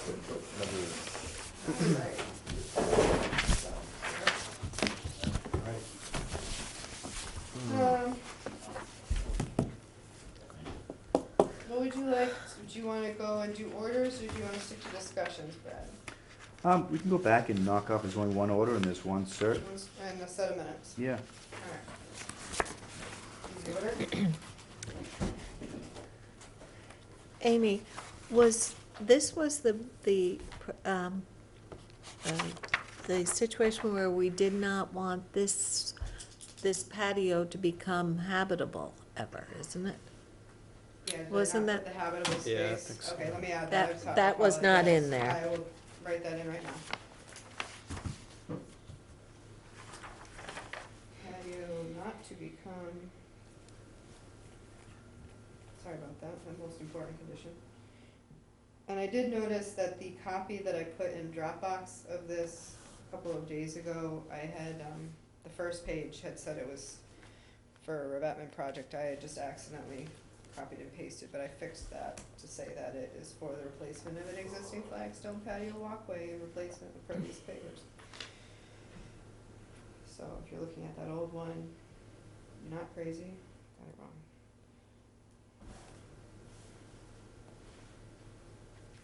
I'd like to have a little bit, if you saw the plan that he provided, I'd like to have a little bit of leeway to work with him on it. It looks, the plants are too closely spaced. And I actually spoke with him in the office today. I told him he didn't have to come tonight. I didn't think, I was hopefully, I said the plants are too, far spaced and we'd like to see them spaced out more, and I'd like to be able to space them out with him in the field. sure. No need to change the planting plan, just tweak a couple things in the field. No, I think what I'm gonna do, I'm just gonna tweak a few things in the field with him, and he seemed amenable to that. I mean, they obviously wanna maintain their view, but I said, the way you have it, crowded on the plan, they aren't gonna do well. So, Yeah. so he, and the contractor agreed that, and he's been pretty workable, so. So, sometimes I think it's a good idea to spell out. So to me, the way I read the whole thing, once something becomes a mitigation area in the no disturb zone, you're not to disturb it. I mean, other than to get it, established. That's the way I understand it. I don't know if everyone else does. That's the way I understand. Yeah, I'll I spell it mean- out for the owner as they're not as familiar with us. Like, basically, all mitigation areas are to be left to naturalize in perpetuity. That's the hope, and I think Yeah. if you went back a few years, that wasn't happening all the time. Right. And people were trending towards ornamentals, and then you'd see encroachment of lawn into those Yeah. spaces. So, yeah, no, I couldn't agree But with you does more. that mean you can't have vista pruning?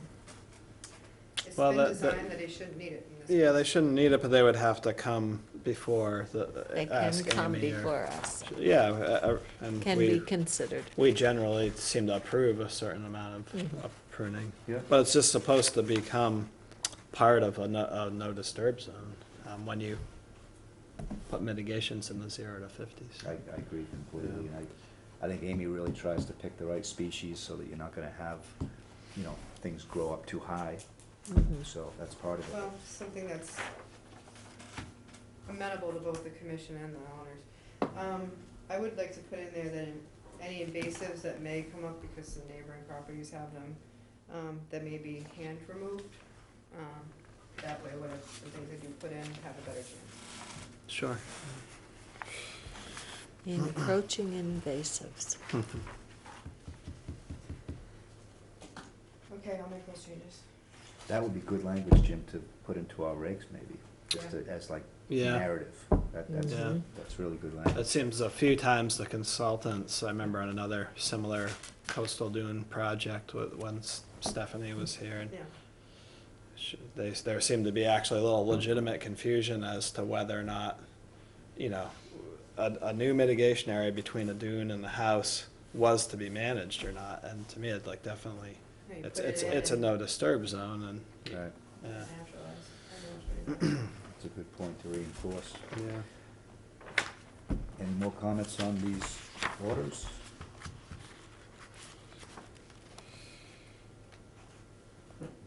No, I don't have any. Okay.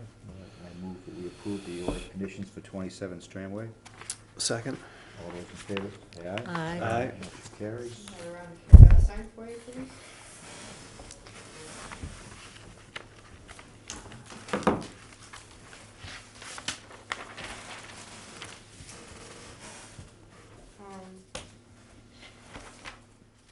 The next one is a reissuance of a certificate of compliance. This must be a property transfer. This got issued, the certificate got issued in 1996.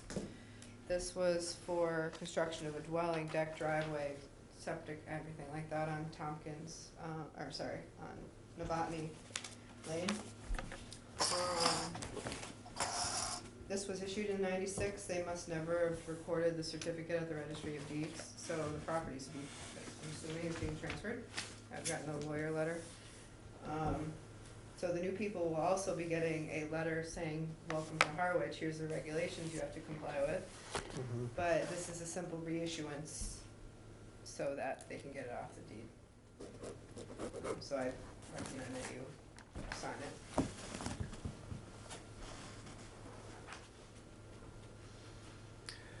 You technically don't have to vote. Oh, really? Well, the commission already voted it. You can vote it if you want, but the commission already voted it then. It's just re-signing. Just sign it. Okay, that's easy. They just need a true attested copy, that's all. All right. I mean, the other one's so old that there's no way that's gonna fly. Yeah. Okay? We got minutes.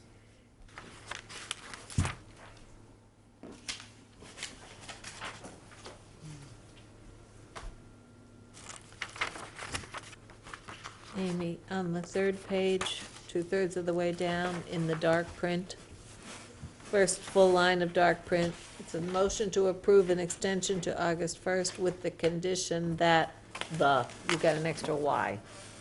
Oh, they plant things, yeah.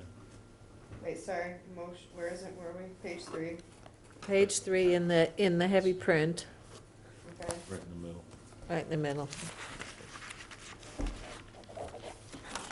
So is that they, Oh, With the condition that the plantings are done.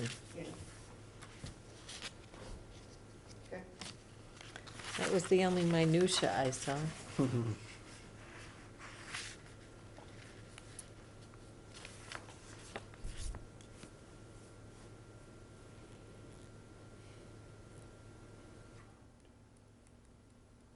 Have you seen the plantings out on Forest Street? Did the- That was a busy hearing. yeah.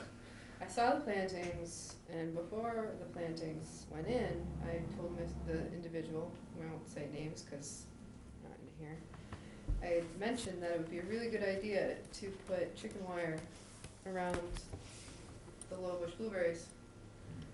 And, cause bunnies really love them.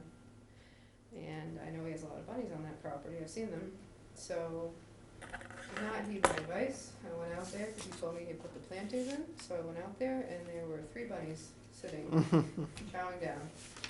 And I reiterated, he was there, I said, I would highly recommend that you cage these. And so you should follow up, I need to check with him, because I haven't heard from him since. Just because he installed them doesn't mean you're done. 90% survival rate? I can't, is that what it said from this? I don't know. that's typically what we require. Typically what. But yes, he did do them, and he did them as he was supposed to do them. Good. So that's a good step. But yeah, there was 3 baby bunnies having a feast. Mm-hmm.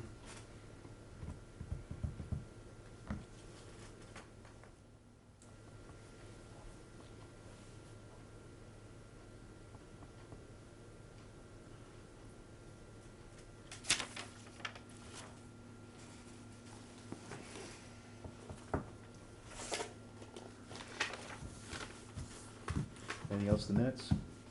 No. Okay, well, I move we approve the minutes for May 1st, 2019. Second. Seconded by John. All those in favor? Aye. Aye. Aye.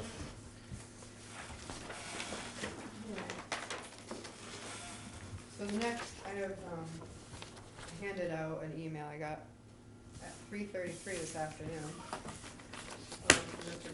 Burgess from Shorefront Consulting, who cannot be here tonight. So I'm a little disappointed in status update. So Riverside Drive, I wasn't expecting much because they did do their initial phase. Lindsay Strode came in, we got the okay. He had a planting plan. I believe he did it in the fall, but I have to check with him. But they were moving along on 141 Riverside Drive. That was the Ashmore project. So they were moving along. I will definitely be in touch with Lindsay and see what they finished this fall and what they're planning on doing in the spring. 422 Main Street, I feel like, we knew Mark had been retained to coordinate the permitting efforts. Where's 422? On the power lines, on, what pond is that? Oh. By Leo Kukumis's loose bogs there. This was the one where they cleared down the bottom, put a patio and cleared, and removed an old wall, but really kind of opened up an entire area in doing so. So, they're moving. Mr. Barber, I guess they'd try to get in touch with an engineer, because we said they need an engineered plan, so they're waiting on the survey. But this has been like 2 months, and I understand that, Mark had said at the bottom of his email that projects are a minimum of 6 to 8 weeks out just to do a survey. But, we really want to make sure that this can get replanted this spring. So we'll keep on with this. It was a little bit, been asking for an update, and I got this at 3:30 today. I wasn't too pleased, but I guess it's better than nothing. But do you want me to just keep on him? Do you want me to schedule him to officially come in, especially for 422 Main Street? Do we want to give a deadline for 422 Main Street? Seemed like it'd be a good idea to have a deadline for a restoration plan, so I can get done this spring. Yeah.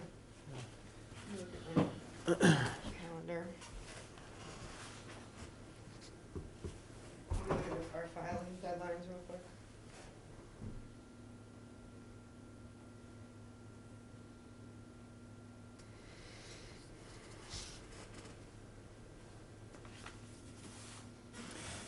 While we're thinking about that, what do you think about having a separate meeting for some of these discussion items? As opposed to tucking them on the 8th or the next meeting?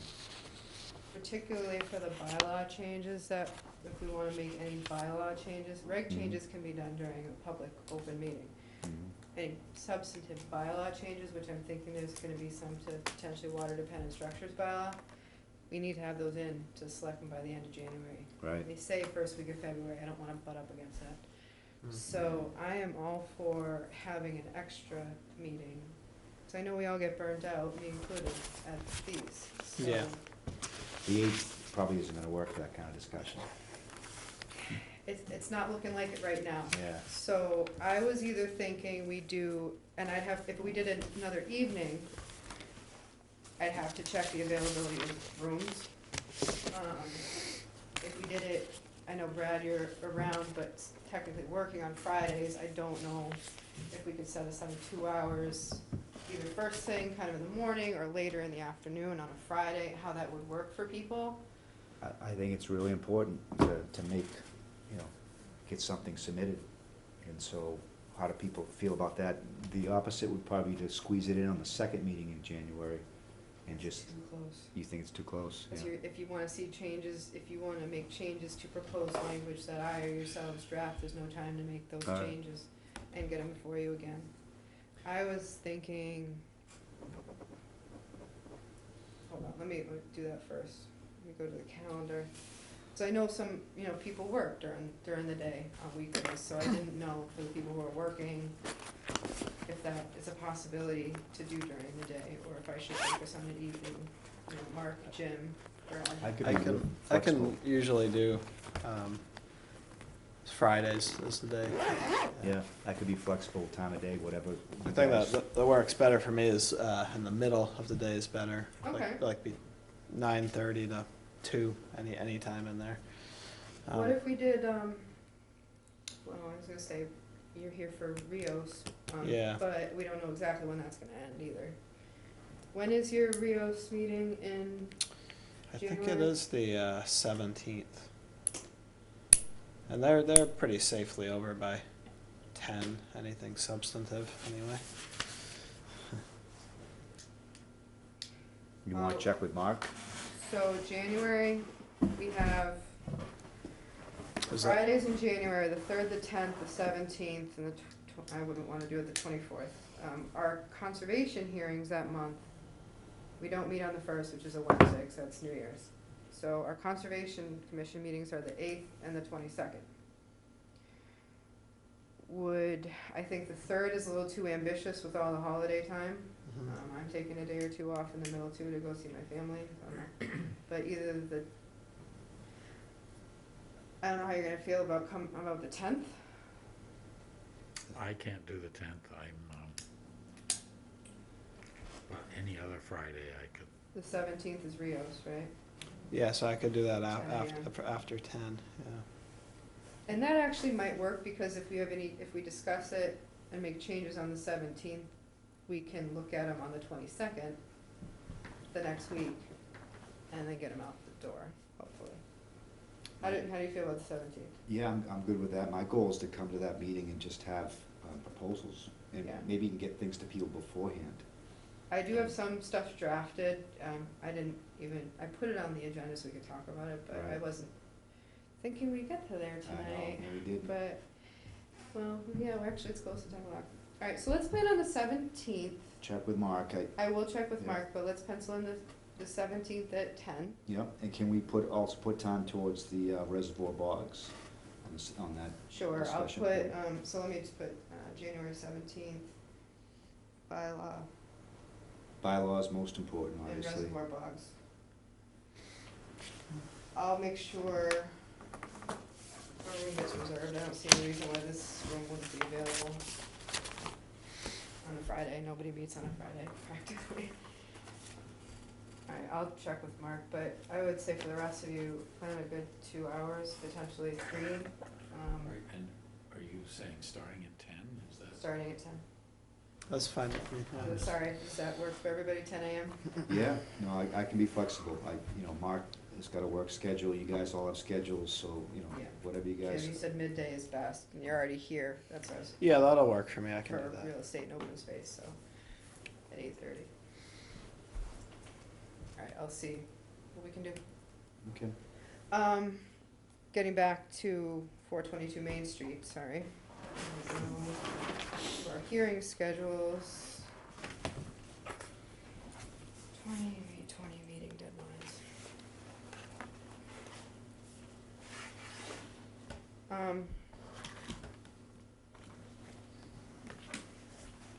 Just looking about a month out, we have, no, more than that. If we want to hear in February, it gives them another month and a half on top of the 2 months they've already had with That would seem like plenty, yeah. So we could put them on we could tell them to be asked to be on the February 19th hearing, and their deadline for submittal would be January 29th. So it's already been 2 months since Mark first said he was. Oh, a month and a half to 2 months, yeah. So that, Yeah, okay. I think that's. Yeah, that sounds like plenty of time based then. That was a pretty big violation. And then I think they're heading in the right direction at 141 Main Street, but I'd like a little bit more detail from Lindsay Strode on that one. So I don't know if we have to put a deadline on him right now. On Riverside, yeah. On Riverside. Yeah. Alright, so for 422 Main. Deadline.